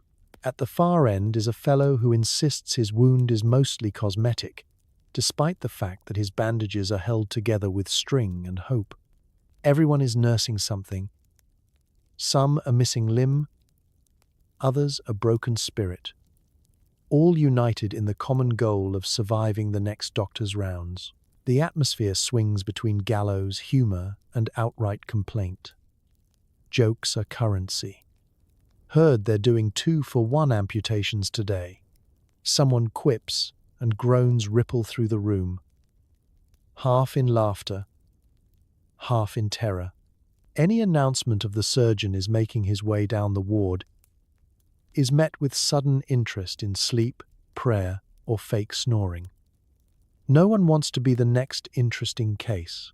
Stories flow freely, lubricated by shared suffering and the occasional sip of smuggled brandy. You swap tales of accidents, misdiagnoses, and heroic escapes from leeches. Every so often, a patient will try to one-up the rest. Lost a leg? Try losing a leg and your favorite hat in the same week. Respect is earned not by stoicism, but by the creativity of your complaints and the drama of your bandage changes. The nurses, saints in aprons, manage their flock with a mix of sharp wit and sharper elbows. They arbitrate arguments. No, Mr. Phelps, you can't swap wounds with Mr. Hargreaves just because his looks smaller, and enforce the sacred law of no moaning after midnight. A well-placed glare from matron is enough to quell even the most theatrical lamentations. At night, the ward changes. Shadows stretch across the floor as oil lamps flicker. The bravest patient tells ghost stories, which somehow always involve haunted bandages and vengeful medical students. Someone snores. Someone else talks in their sleep about a runaway cart horse. The rest listen, laugh, and try not to think about the throbbing pain in their various extremities. Despite the bleakness, real friendships form. You learn the secrets of hospital survival, how to sneak a second serving of gruel, which orderly will help you to the privy without complaint, who has the softest pillow. usually the patient with the worst wound. You develop an unspoken alliance. Whoever hears the surgeon's footsteps first will whistle a warning, giving everyone else just enough time to look as uninteresting as possible. Some patients come and go, healed, or at least mobile enough to be discharged. New faces appear, shell-shocked and pale, clutching their meager possessions and a deep sense of dread. The veterans welcome them with a mix of sympathy and playful menace. Watch out for the soup, it bites back. Through it all, the ward is a living organism, breathing, groaning, and, on the best days, laughing together. Shared adversity becomes a kind of glue, binding you to strangers who, just a week ago, would have crossed the street to avoid your infectious optimism. In the Victorian hospital, you don't get to choose your roommates. But you do get to choose whether to endure the ordeal alone or with a new gang of equally miserable, surprisingly resilient companions. And as you'll discover, the real medicine is the laughter echoing between coughs and the comfort of knowing someone else will cover for you if the surgeon gets too curious. Within days, wounds begin to fester. Nurses debate whether to apply a poultice or just pray. The hospital cat is probably your best chance at reliable company. Victorian medicine treats infection with all the scientific rigor of a game of whack-a-mole. Nobody knows exactly why wounds go bad so quickly, but everyone's got a theory. Bad air? Unlucky stars? Or maybe just a lack of proper respect for the Queen. As the days drag on after surgery, you find yourself inspecting your bandages the way a gambler checks his dice. Nervous, hopeful, and slightly suspicious of cheating. The warning signs are all too familiar. Redness, swelling, a heat that feels like you're secretly baking a potato beneath your linens. If you're unlucky, a rainbow of fluids appears, each more alarming than the last. Nurses poke at your wound, frown thoughtfully, and whisper among themselves.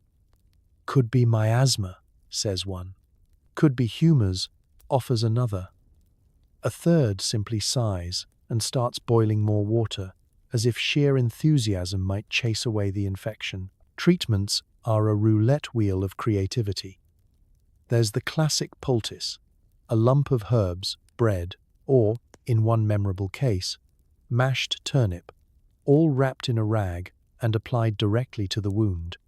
Sometimes it's warm, sometimes it's cold, but it always smells like something you'd rather not eat. If you're particularly unlucky, someone will suggest leeches. Because if your body's already losing blood, why not speed up the process?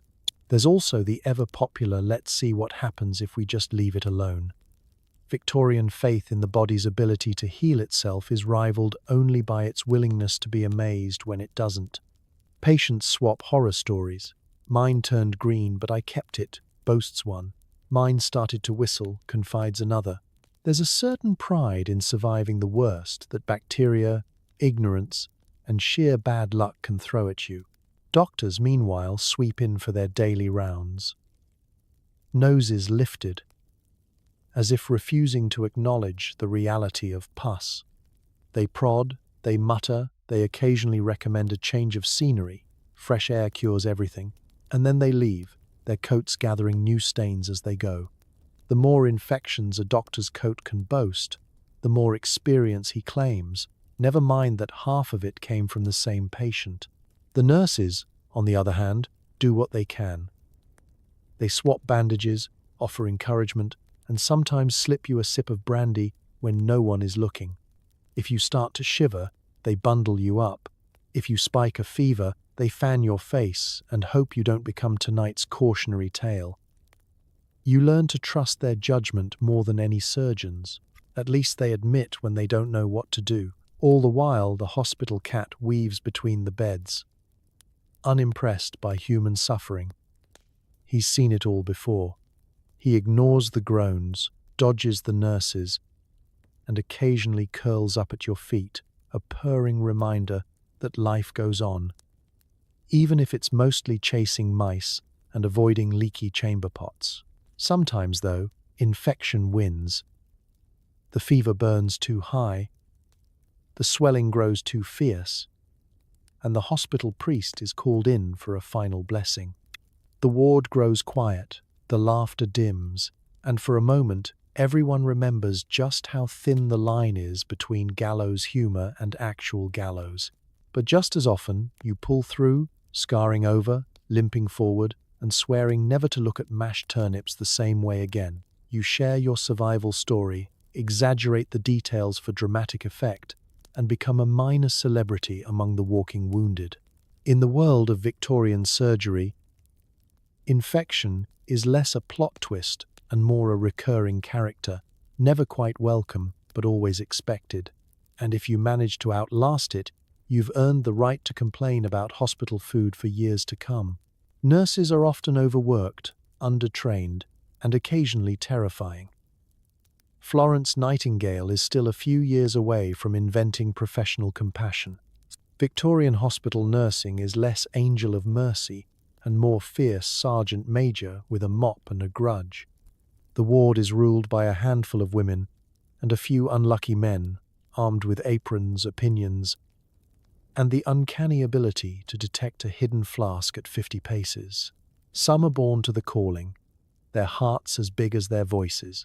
Others have simply failed at every other job and now find themselves dispensing gruel, gossip, and the occasional slap on the wrist.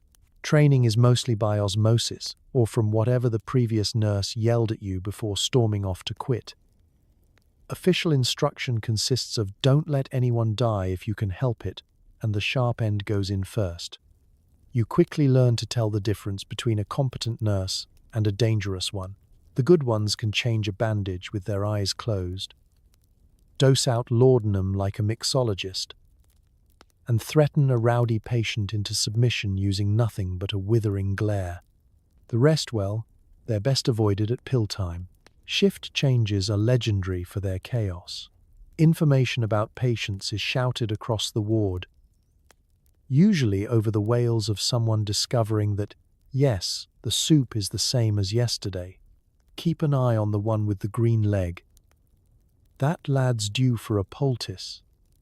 If anyone tries to escape, send them to Sister Agnes. She's got the strong grip. The new arrivals march in, size up the crowd, and make mental notes about who is most likely to require mopping up before supper. The day-to-day reality is relentless. Nurses rise before dawn to stoke fires, haul water, and attempt to beat the previous day's stains out of the linens. Some are genuinely nurturing, doling out pats on the hand, a gentle word, or an extra blanket. Others view kindness as a sign of weakness and prefer the tough love approach. If you're well enough to complain, you're well enough to walk to the privy. There are rumors that Sister Margaret once performed a field amputation using nothing but a butter knife and sheer determination. No one wants to test her patience. Resources are thin. The medicine cupboard is always empty, the clean bandage pile suspiciously damp, and every bottle of spirits must be guarded from accidental evaporation. If you need something, a new pillow, a word of comfort, a weapon against the rats, you plead your case to the nurse in charge. Results may vary. Still, for all their quirks, the nurses are the backbone of the hospital. When the surgeon sweeps out, his work done, it's the nurse who sits with you through the fever, who brings cold tea at midnight, who shoos away the cat from your fresh dressing and shoos away the priest when he arrives too early for comfort. The good ones have mastered the art of soothing without promising too much. You'll live, they say, unless you don't. It's strangely reassuring. Of course, there are the nightmares. The nurse with a tendency to mix up potions, the one who snores through the night shift, the one who thinks every malady can be cured by a brisk walk and a stern talking to. You do your best to stay on their good side. An extra thank you, a compliment on their hat, or, when desperate, a bribe of pilfered jam can go a long way. Florence Nightingale, that paragon of lamp-lit mercy, is only just preparing her notebooks. In the meantime, your fate rests in the hands of a staff equal parts fearsome and fiercely protective. They are the angels and demons of Victorian aftercare. Your greatest hope, your greatest worry, and the only ones who know where the good pillows are hidden. In the end, you come to realize that while the surgeon may save your life, it's the nurses who make it bearable, one sarcastic, sleep-deprived, iron-willed miracle at a time. Children face the same horrors as adults, but with fewer coping mechanisms. Lollipops are replaced by stern lectures about the value of not crying. If you think it's tough being an adult in a Victorian hospital, try being 4 feet tall and terrified. The world is already a confusing, hazardous place when you're a child in the 1840s. Add in fever, a suspicious rash, and a nurse who thinks emotional comfort is a waste of everyone's time. And you have the recipe for a truly unforgettable formative experience. From the moment they're wheeled in, wide-eyed, clinging to a battered rag doll or the sleeve of a harried parent, children are expected to be miniature stoics. Tears are discouraged. Complaints are met with stories of little Billy, who lost both legs and didn't utter a peep. Instead of stickers or sweets, there are promises of extra gruel or a pat on the head. The reward system is best described as Victorian minimalist. The pediatric section of the ward is nothing more than a few small cots squeezed between adults.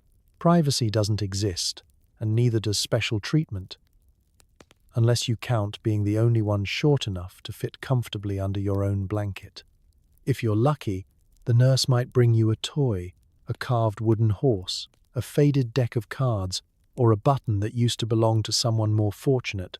Mostly, though, you get hand-me-down sympathy and a share in the general gloom. For operations, the routine is much the same as for adults. A swig of something bitter, sometimes actual medicine, sometimes just to shut you up, a leather strap to bite, and a team of large, intimidating grown-ups holding you down. If you're really unfortunate, the surgeon will try to put you at ease by reminding you that most children survive this sort of thing. You don't know what sort of thing means, but you're pretty sure it involves the scary tray of tools on the bedside table. Pain relief is rare, and, for children, mostly theoretical. Laudanum is reserved for the truly inconsolable, and morphine is more likely to be offered to the parents, for the nerves. Instead, you get gentle encouragement to be brave for your mother, or, if you're an orphan, for the Queen. A nurse might press a cold cloth to your brow and tell you to count backward from 10, a cruel joke, given that the only numbers you really know are 1, now, and 2, please stop. The emotional support network is a mixed bag. Some of the adult patients go out of their way to distract the young ones, telling stories, making shadow puppets on the wall, or teaching them the fine art of hospital bed complaining. Others just grumble about the noise. Fellow child patients, meanwhile, form an instant, if fleeting, fraternity of the afflicted. Alliances are forged over shared gruel, whispered secrets, and the universal hope that today won't be the day their wound starts smelling funny. Occasionally, a visitor brings in a real treat, a hard sweet, a bit of honeycomb, or even a peeled orange. These are treasures, divided with solemn ceremony and guarded from the older boys who might try to snatch them. For most, the true prize is a kind word or a promise of a story after lights out. Recovery is slow and uncertain. Some children bounce back, fueled by a stubborn refusal to stay in bed. Others struggle, their energy sapped by infection, pain, or the simple homesickness that hangs in the air like another hospital odor. But all of them learn fast how to dodge the crankiest nurse, how to feign sleep at the right moment, and how to face the next day with more courage than most adults muster. By the time they're discharged, these children are forever changed. Some leave with a limp, others with a scar, all with stories that will last a lifetime. In Victorian hospitals, childhood isn't lost. It's just put through a crucible, and whatever comes out is a little older, a little wiser, and, for better or worse, a whole lot braver. From wounded soldiers to royalty, no one is safe from the Victorian blade. Sometimes the stories make the papers, sometimes they just make nightmares. Victorian medicine, for all its rough edges and rustic charm, was an equal opportunity terror. The rich, the powerful, and the well-born wound up on the operating table just as surely as chimney sweeps and ragpickers. The difference? When a high-profile patient went under the knife, the world watched, and so did the press. For surgeons, it was a chance to make history. For patients, it was a chance to become a cautionary tale, or at least a dinner party anecdote. Take the case of Lord Percival, a dashing aristocrat with a penchant for horseback accidents. When he broke his leg in 3 places during a fox hunt, the local surgeon was summoned with all the urgency of a royal wedding.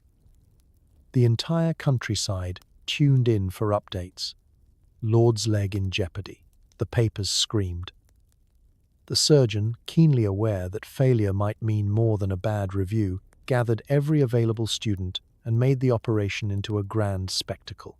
In the end, the Lord lost his leg, but gained a permanent place in surgical folklore, not to mention a hand-carved wooden limb in the shape of a fox's head. Then there were the military heroes, fresh from the Empire's latest misadventures. Major Bannister, survivor of the Crimean campaign, arrived with a festering arm wound and a medal pinned to his chest. The operation was front-page news. Hero faces the knife. Can Bannister beat the odds? The surgeon, hungry for acclaim, set out to break the hospital speed record. The operation was successful mostly. Bannister kept his arm, though it was never quite straight again. The surgeon kept his record, and the medical students kept a vivid story to terrify future generations. Even the royal family was not immune. Queen Victoria herself narrowly avoided an encounter with the Victorian blade, thanks in part to her lifelong obsession with wellness regimes. But her cousin, the unfortunate Prince Leopold, suffered from haemophilia and made more than one visit to the operating table. His doctors debated the merits of every new procedure, while the tabloids debated whether he'd live to see his next birthday. Every cut was a national event. Every drop of royal blood was mourned by the Empire. For surgeons, celebrity cases were double-edged swords, public triumphs if all went well, public scandal if things went sideways. There's the infamous tale of a certain Dr. Jameson, who operated on a visiting Russian nobleman in front of half the medical college and managed to remove the wrong organ entirely. The newspapers called it the Great Kidney Mystery. The Russian ambassador called it something unprintable. Dr. Jameson retreated to Scotland and, rumour has it, took up gardening. Some stories never made the papers but lived on in whispers. The society widow who survived 3 amputations and went on to host the best parties in London, her guests, always seated in a triangle so she could show off her wooden leg. The notorious gangster who insisted on being awake for his surgery, threatening to haunt the hospital if anything went wrong. The nurses swore they heard his voice for years. The young actress who, after a botched operation, returned to the stage and milked her new limp for every ounce of sympathy and applause. But perhaps the most famous cases are those where the outcome is so miraculous or so disastrous that they become legend. A leg reattached, sort of, a patient who walked out hours after being declared dead, or a surgeon who managed to operate on himself just to prove a point. In the world of Victorian surgery, fame was a double-edged scalpel. Survive, and you were a miracle. Fail, and you were a headline. For the rest of us, it's a reminder that even celebrity is no protection from the unpredictable theatre of history's most infamous operating rooms. A deep dive into the implements of pain, saws, scalpels, forceps, and things that look suspiciously like gardening tools. Rust is optional but not uncommon. Victorian surgery is where medicine and carpentry meet for an ill-advised tea party. The surgeon's tray is a museum of nightmares, its contents laid out for all to see: gleaming steel, chipped bone, and an assortment of instruments that wouldn't look out of place in your grandfather's shed. You're pretty sure you've seen at least one of these tools used to mend a fence. Let's start with the bone saw, the undisputed superstar of the operating theatre. This isn't your delicate, precision-engineered device of today. No. The Victorian saw is a heavy, toothed beast that would make a lumberjack blush. The blade is broad, the handle is wooden, and the overall vibe is, let's just get this over with. It's rarely cleaned, never sharpened, and sometimes still has a splinter of last week's patient wedged between its teeth. The surgeon swings it like a maestro, if the orchestra consisted entirely of screaming patients. Next up, the scalpel. It aspires to delicacy, with its slim handle and sharp edge, but decades of hard use have left it looking a little battered. The blade is replaced only when it can no longer slice through a loaf of hospital bread, which, as you've learned, is a high bar. If you're lucky, your surgeon has more than one, though he'll probably drop the cleanest one on the floor and shrug as he wipes it off on his apron. Forceps come in a bewildering array of shapes and sizes. There are forceps for gripping arteries, for pulling out bits of bone, for extracting mysterious foreign objects. One pair is curved like a bird's beak, another straight and pointy, all of them cold and slightly sticky to the touch. Nobody is quite sure why. Some believe the tackiness improves grip. Others believe it's just the cumulative effect of centuries of reusable medicine. Then we have the chisels and gouges, tools that, in a more peaceful world, would be used to carve Sunday roasts or build rocking chairs. In the Victorian hospital, they're put to use splitting bone, scraping away infection, and generally making everyone in the gallery feel a bit queasy. The surgeon wields them with gusto, hammering and prying as if he's up against a particularly stubborn wardrobe. Speaking of hammers, yes, there's a hammer. It's heavy, dented, and almost always sticky. Why? Best not to ask. The surgeon claims it's from the bandages. You suspect otherwise. Among the more mysterious tools is the trephine, a circular blade used for drilling into skulls, a crowd pleaser for the students, a nightmare for the patient. The crank and winch apparatus, which resembles something from a medieval dungeon, is reserved for particularly advanced cases. If your surgeon reaches for it, start praying. Sutures are made from gut, actual animal intestine, painstakingly twisted into strings and stored in glass jars on the windowsill. Needles are thick and rarely sharp, and the act of stitching a wound is part medical procedure, part wrestling match. Not to be forgotten, the clamps and retractors. These are metal contraptions that keep wounds open for better visibility, as if anyone in the room wants to see more. They squeak, they slip, and sometimes they snap shut unexpectedly, prompting colorful language from the surgeon and fresh panic in the patient. All of this is finished off with a wipe on the ever-present apron or a dunk in the nearest basin of questionably clean water. Sterility is an idea whose time has not yet come. Rust adds character. By the end, you realize that Victorian surgical instruments are less precision tools and more whatever gets the job done before the patient bolts.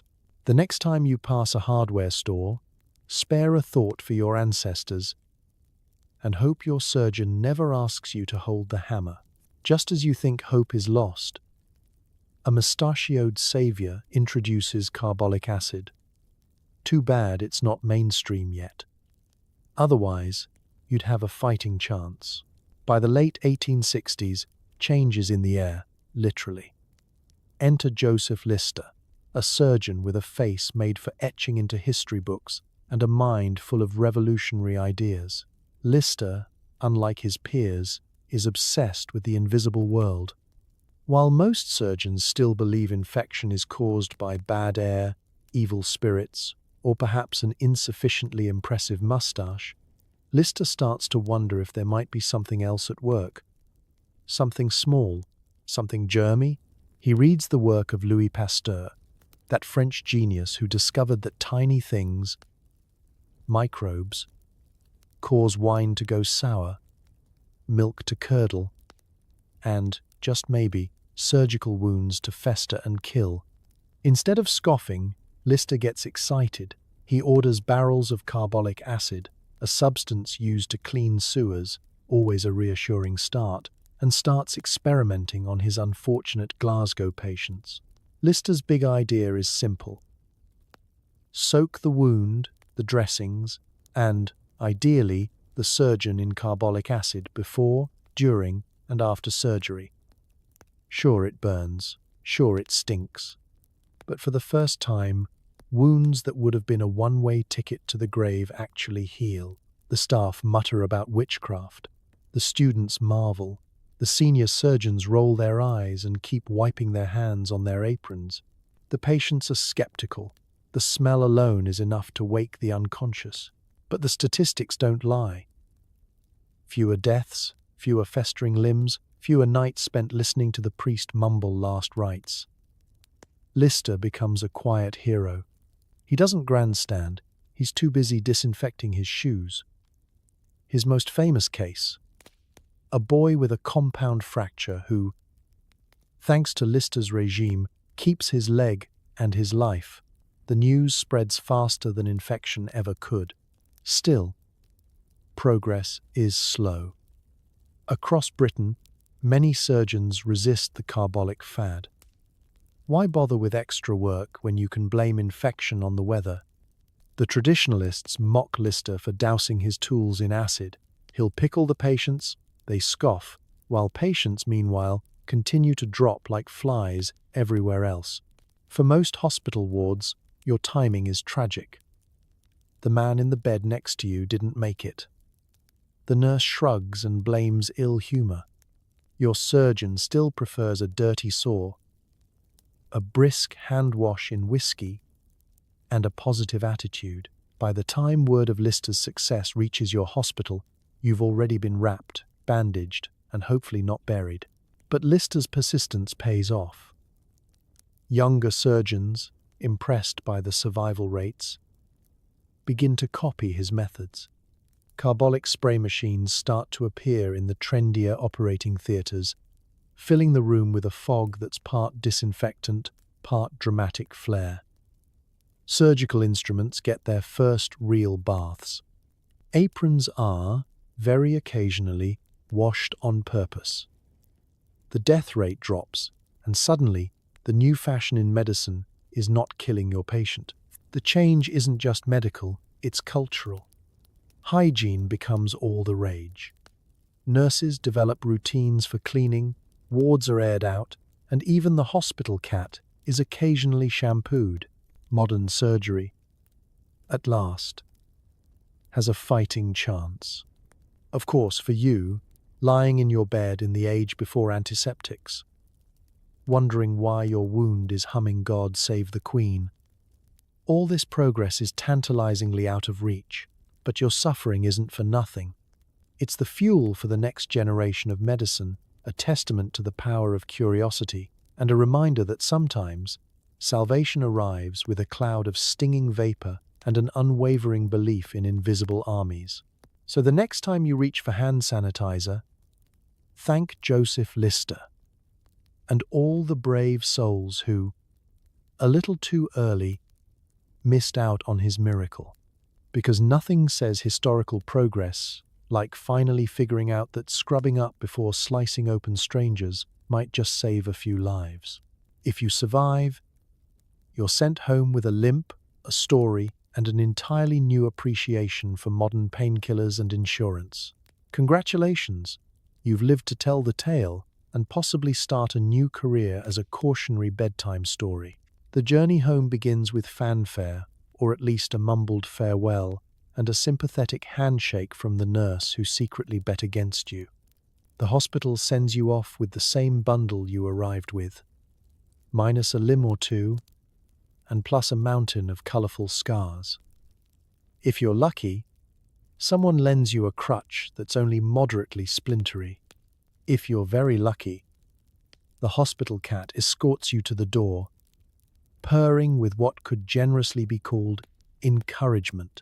Outside, the world is shockingly bright, noisy, and indifferent. Gone are the groans and grotty linens of the ward. Now you face the uneven pavements of Victorian London. Crossing the street is an adventure, one that requires more courage and spatial awareness than the surgery itself. Cobblestones rattle under your new peg leg or tender feet. Passing carriages splash you with mystery water, which you hope is only rain. You clutch your meager possessions and try not to think about all the microbes no one can see. The first stop is often the local apothecary, whose shelves are lined with jars of powders, vials of tonics, and remedies featuring instructions like take with food, or whiskey, or both. Some of these mixtures might help dull the pain or clear an infection, but most taste like burnt licorice mixed with despair. You buy them anyway, because hope, like laudanum, is a powerful drug. At home, your new reality sets in. There are no follow-up appointments, no gentle phone calls from a concerned nurse, and certainly no pamphlets on how to care for your wound in 3 easy steps. Instead, there are neighbors who stare, family members who fuss, and friends who want all the gory details over tea. You become a minor celebrity on your street, and your story grows with every retelling. By the 3rd week, your routine surgery now involves 6 surgeons, a lightning storm, and a duel between a nurse and the hospital cat. Adapting isn't easy. Daily chores turn into athletic events. Hauling water, chopping wood, or wrestling with an uncooperative boot. If you have a wooden leg, you learn the delicate art of not getting stuck in mud. If you've got a new scar, it becomes your conversation starter at every gathering. Let me tell you about the time I survived hospital soup and surgery.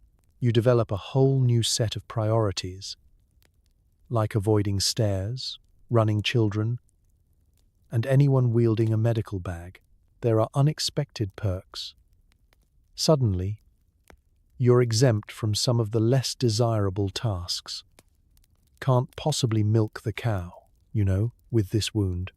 People are a bit kinder for at least a week, and your newfound status as a survivor means the village busybodies seek your advice on everything from corns to marriage proposals. You might even inspire the local children to play hospital, which mostly involves running around with broom handles and yelling, "Hold him down!" Not all days are good. Some are spent in pain or frustration, missing the routine, and even the chaos of the hospital. You find yourself longing for a proper cup of tea, not the stuff boiled with worry at home.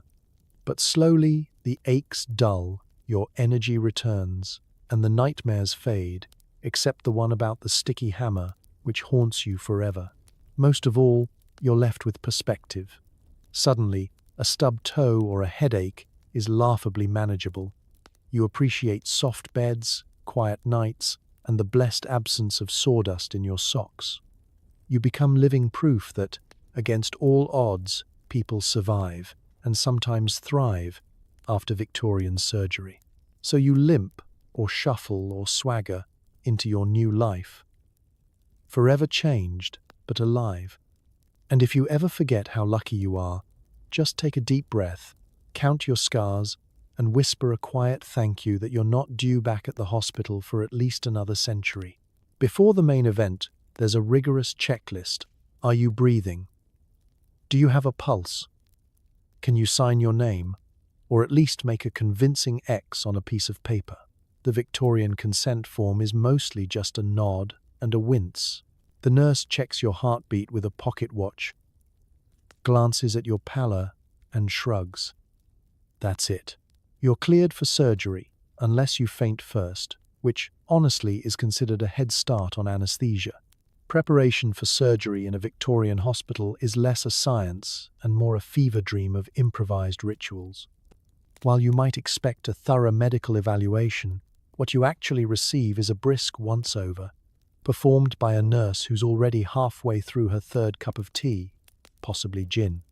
She places a cold hand on your forehead, squints at your fingernails, and asks if you've eaten breakfast. If you answer yes, she'll sigh and remind you that you'll probably see it again shortly. Vital signs are measured with creative enthusiasm. There's no thermometer, so the nurse presses her palm against your cheek and declares you just warm enough to operate. The surgeon, meanwhile, appears briefly to poke your abdomen, listen to your chest with a stethoscope that may or may not actually work, and murmur, "You'll do." If you cough, you're told to keep that down until after. If you sneeze, the nearby students back away. Nobody wants to add plague to the day's procedure list. There's paperwork to consider. But Victorian bureaucracy is delightfully minimalist. The consent form is a scrap of parchment with a splash of ink and a blank space. Can you sign your name? No? An X will do. Can't manage an X? Not to worry. The nurse will sign for you and then ask if you want your effects sent to anyone in particular. For the more dramatic, a whispered last will can be added to the margins. If you're still conscious and willing, you're officially ready. Family and friends, if present, are given a quick rundown. We'll do our best. Pray for a speedy result. Tears are gently ignored, as emotions are believed to worsen the air. If you're alone, the hospital cat might drop by to knead your blanket and cast a professional eye over your prospects. Personal effects are collected and stored in a locked cupboard, supposedly safe, though everyone knows old Tommy once got a new walking stick and a gold ring by accident after surgery. If you have any valuables, you're advised to hide them in your sock or perhaps donate them to the local priest just in case. Then come the physical preparations. Shoes off, gown on, if they bother, and a polite request to think happy thoughts. If your hair is long, it's tied back with whatever's handy, twine, ribbon, the occasional bootlace. If you have facial hair, it stays. Surgeons secretly compete over who can remove a limb without nicking a single whisker. You're offered a final swig of brandy or a bite of stale biscuit, which doubles as both sustenance and a distraction from the growing chorus of surgical instruments being sharpened. The nurse gathers the support team, 3 burly men whose job is to hold you down, plus an optimistic student with a clipboard. The surgeon checks his watch and jokes that time is of the essence. You chuckle, but it's the kind of laugh you hear at funerals. As the orderly wheels you toward the theatre, you're reminded once more, are you breathing? Yes. Do you have a pulse? For now, have you signed your X? Good enough. You're as prepared as any Victorian patient can hope to be. In a world before pre-op blood tests, advanced scans, or even consistent hand-washing, readiness is measured not by science, but by spirit. You take a deep breath, square your shoulders, and hope your fainting spell arrives before the saw does. Welcome to the checklist. In Victorian surgery, that's all you get, and sometimes it's all you need. You're ushered onto a wooden table so narrow it feels like you're balancing on a bookshelf. There's no pillow, just a bundle of old towels that smell faintly of regret. The surface is so hard you briefly consider whether being knocked unconscious by discomfort might be your best-case scenario. The only padding is your own sense of denial. Victorian hospitals are not known for their luxury accommodations. The operating table, grandly referred to as a surgical platform by optimistic pamphlets, is little more than a glorified plank, suspiciously sticky and probably scavenged from a shipwreck. If it rocks slightly as you sit, that's just part of the charm. Your feet dangle, your spine protests. The nurse apologizes for the firmness, and you wonder how much worse the soft table must have been. Gone are the dreams of feather mattresses and fluffy linens. Instead, you're draped in a sheet so thin you can read last week's newsprint through it. The towels under your head have seen better decades. Their fibers infused with a rich bouquet of hospital aromas. Carbolic acid, old soup, and a hint of formaldehyde. If you squint, you can almost see the ghosts of patients past, whispering advice on how best to position your elbows for minimum agony. The table is high, so the surgeon doesn't have to bend over, and you lie there feeling both exposed and uncomfortably prominent, like a display loaf in a bakery window. Every limb is carefully arranged for maximum accessibility and minimum comfort. If you're chilly, tough luck. The only blanket in sight is already being used to mop up the previous patient's exuberance. The nurse offers a strip of rag as a neck roll. It's too short to help, too rough to ignore, and smells like boiled cabbage. Staying still is your first challenge. The surface is slick, and every twitch threatens to send you sliding off entirely. The nurse urges you to lie back and relax, but you suspect that's just a test to see how many patients are limber enough to grab the table's edge before tumbling off. Those who fail the test are simply caught by the porters and deposited back with an extra warning to try harder. As you stare up at the peeling paint on the ceiling, you become acutely aware of every bump, ridge, and splinter digging into your back. Some patients have taken to naming the lumps, "That's a poker lot," and this one here is Lord Numbutt. Conversation in the ward is sprinkled with complaints about the board, and every survivor swaps stories about the time they nearly lost more than their dignity to a particularly enthusiastic knot in the wood. The table creaks under your weight, groaning in sympathy. Students lean in. The wood bows slightly, and you brace for impact, praying that the only thing falling apart will be your nerves, not the furniture. The surgeon occasionally uses the table as a percussion instrument, drumming his fingers while explaining the procedure for the assembled crowd. It's a beat that matches your rising heartbeat. No matter how bad it gets, the table is a democratic misery. Whether you're rich or poor, noble or commoner, your back aches just the same. A particularly unlucky patient might find a lost coin wedged in a crack. That's the closest thing to a treasure you're likely to discover in the Victorian surgical suite. As the surgery commences, the discomfort of the table is replaced by more pressing concerns, but its legacy lingers. For weeks afterward, you'll remember the exact shape of that one protruding nail, or the way the towels stuck to your skin like a second, more depressing set of pajamas. When all is said and done, you'll rise, if you can, shake off the splinters, and move on to the next ordeal. But you'll never forget the operating table, a Victorian marvel in discomfort, a true test of endurance, and possibly the hardest part of the whole procedure. In Victorian surgery, comfort is not included, but the stories are free.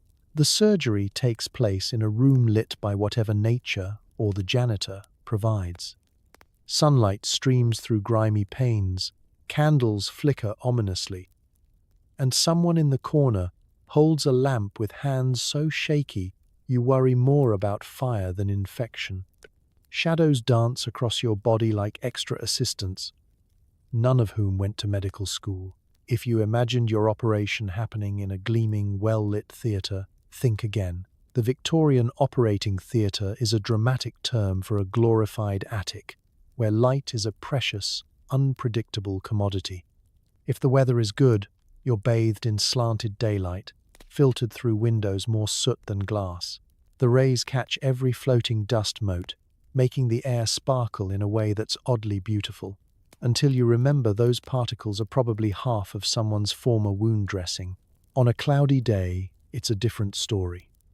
The staff rely on an army of candles set at odd intervals, wax pillars with singed edges, guttering on saucers, and pooling wax in every crevice.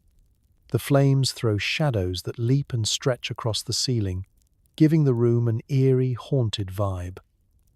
It's less medical procedure, more amateur séance.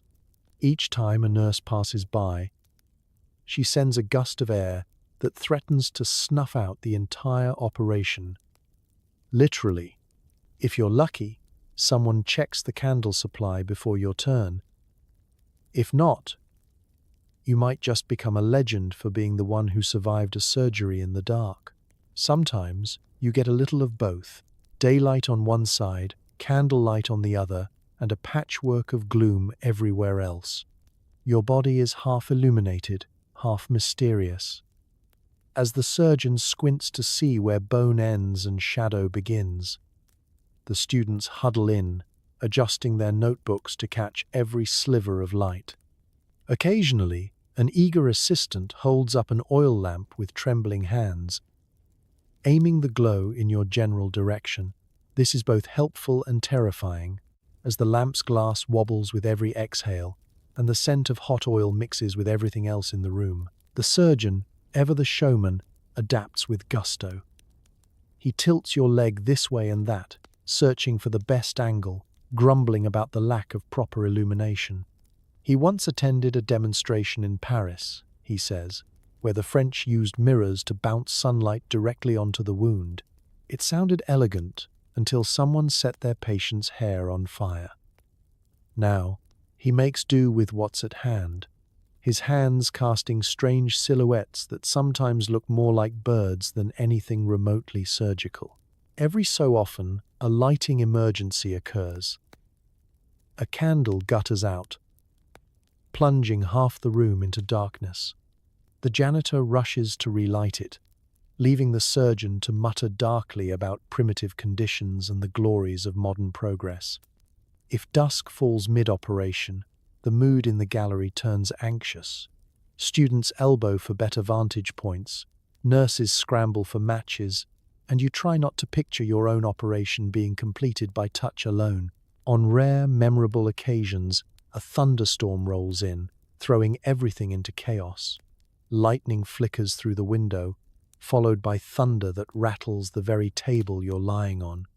The surgery pauses, the staff cross themselves or knock on wood, and you wonder if the drama is for your benefit or the amusement of the students. For all its shortcomings, the lighting is democratic. Everyone is equally confused, equally anxious, and equally unsure of what exactly is going on in the shadows. Mistakes are blamed on poor visibility, successes celebrated with the same enthusiasm as finding an unbroken lamp wick. In the end, you realize your fate may hinge as much on the placement of a candle as on the skill of the man wielding the saw. So you lie there, caught between the flicker of flame and the hope of a new dawn, trusting that, by luck or by lamplight, you'll make it through with only the usual amount of Victorian drama. In this operating theatre, lighting is never guaranteed, but the suspense is always included. A dozen nervous students crowd in for a better view. Some look green, some look way too excited. One of them drops a notebook on your foot, apologizes, and then faints before the first incision. Their job is to learn, but their main contribution is ramping up your sense of dread. Later, they'll compare notes and argue over who saw the most blood. Victorian hospitals are less sanctuaries of healing and more live classrooms with a very high dropout rate. Medical students are everywhere, leaning in, lurking in corners, clutching battered textbooks, and sporting expressions that swing between morbid curiosity and existential panic.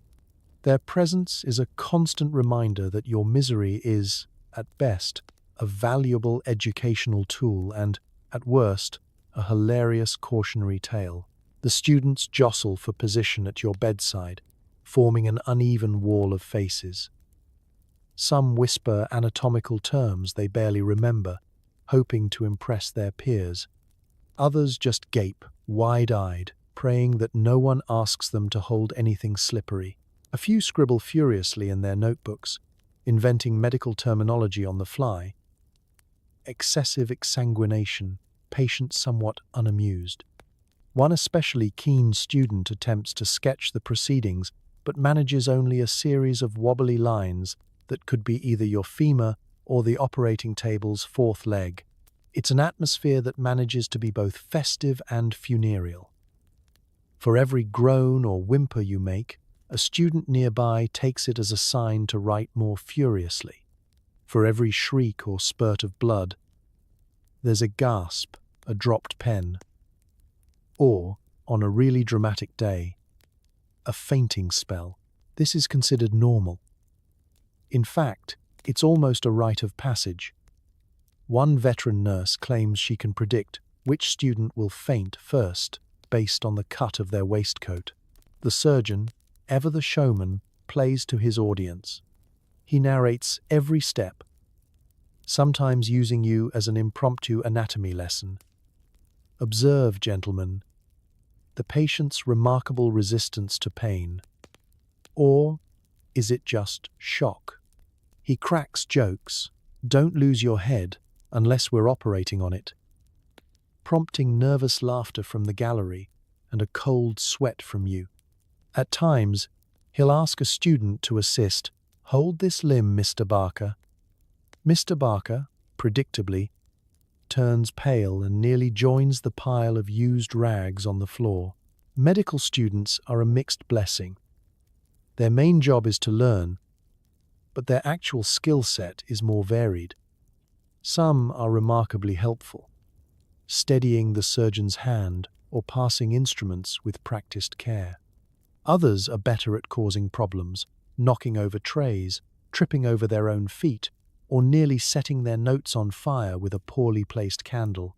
The bravest will attempt to answer the surgeon's questions, but more often than not, the conversation devolves into heated debate.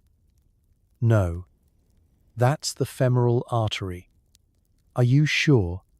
It looks more like the tibial vein to me.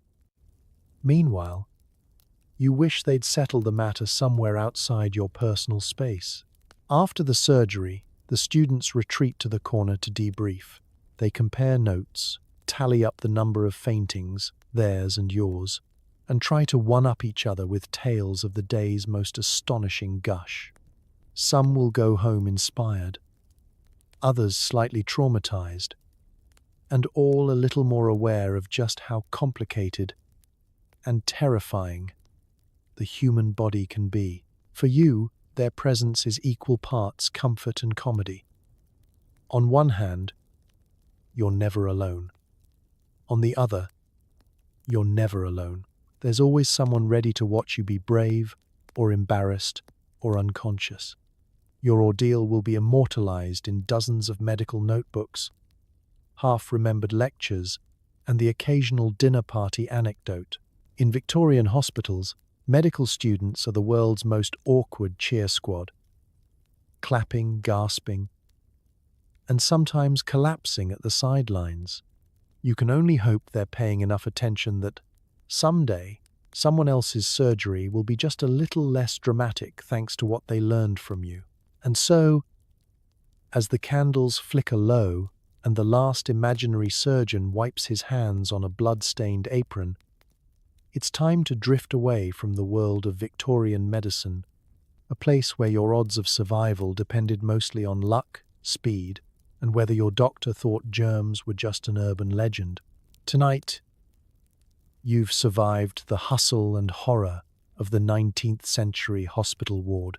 You've faced sores sharper than your neighbor's opinions, audience members more invested in your surgery than your own family, and nurses who offered more laudanum than sympathy. You've learned that a clean surgical apron was just one with enough layers of blood to be considered historical, and that hospital food could, in fact, lower your will to live. If you made it home at all, you did so with a limp, a wild story, and a new appreciation for the miracle that is modern health insurance. But there's something quietly heroic about every Victorian patient. those who endured pain unimaginable to us, who trusted their lives to men with mutton chops and questionable hygiene, who survived or succumbed with the same stubborn hope that tomorrow might be a little less awful. Their resilience, grim, stubborn, sometimes hilarious, carried humanity forward, one awkward operation at a time. So tonight, as you settle under soft sheets in a clean bed,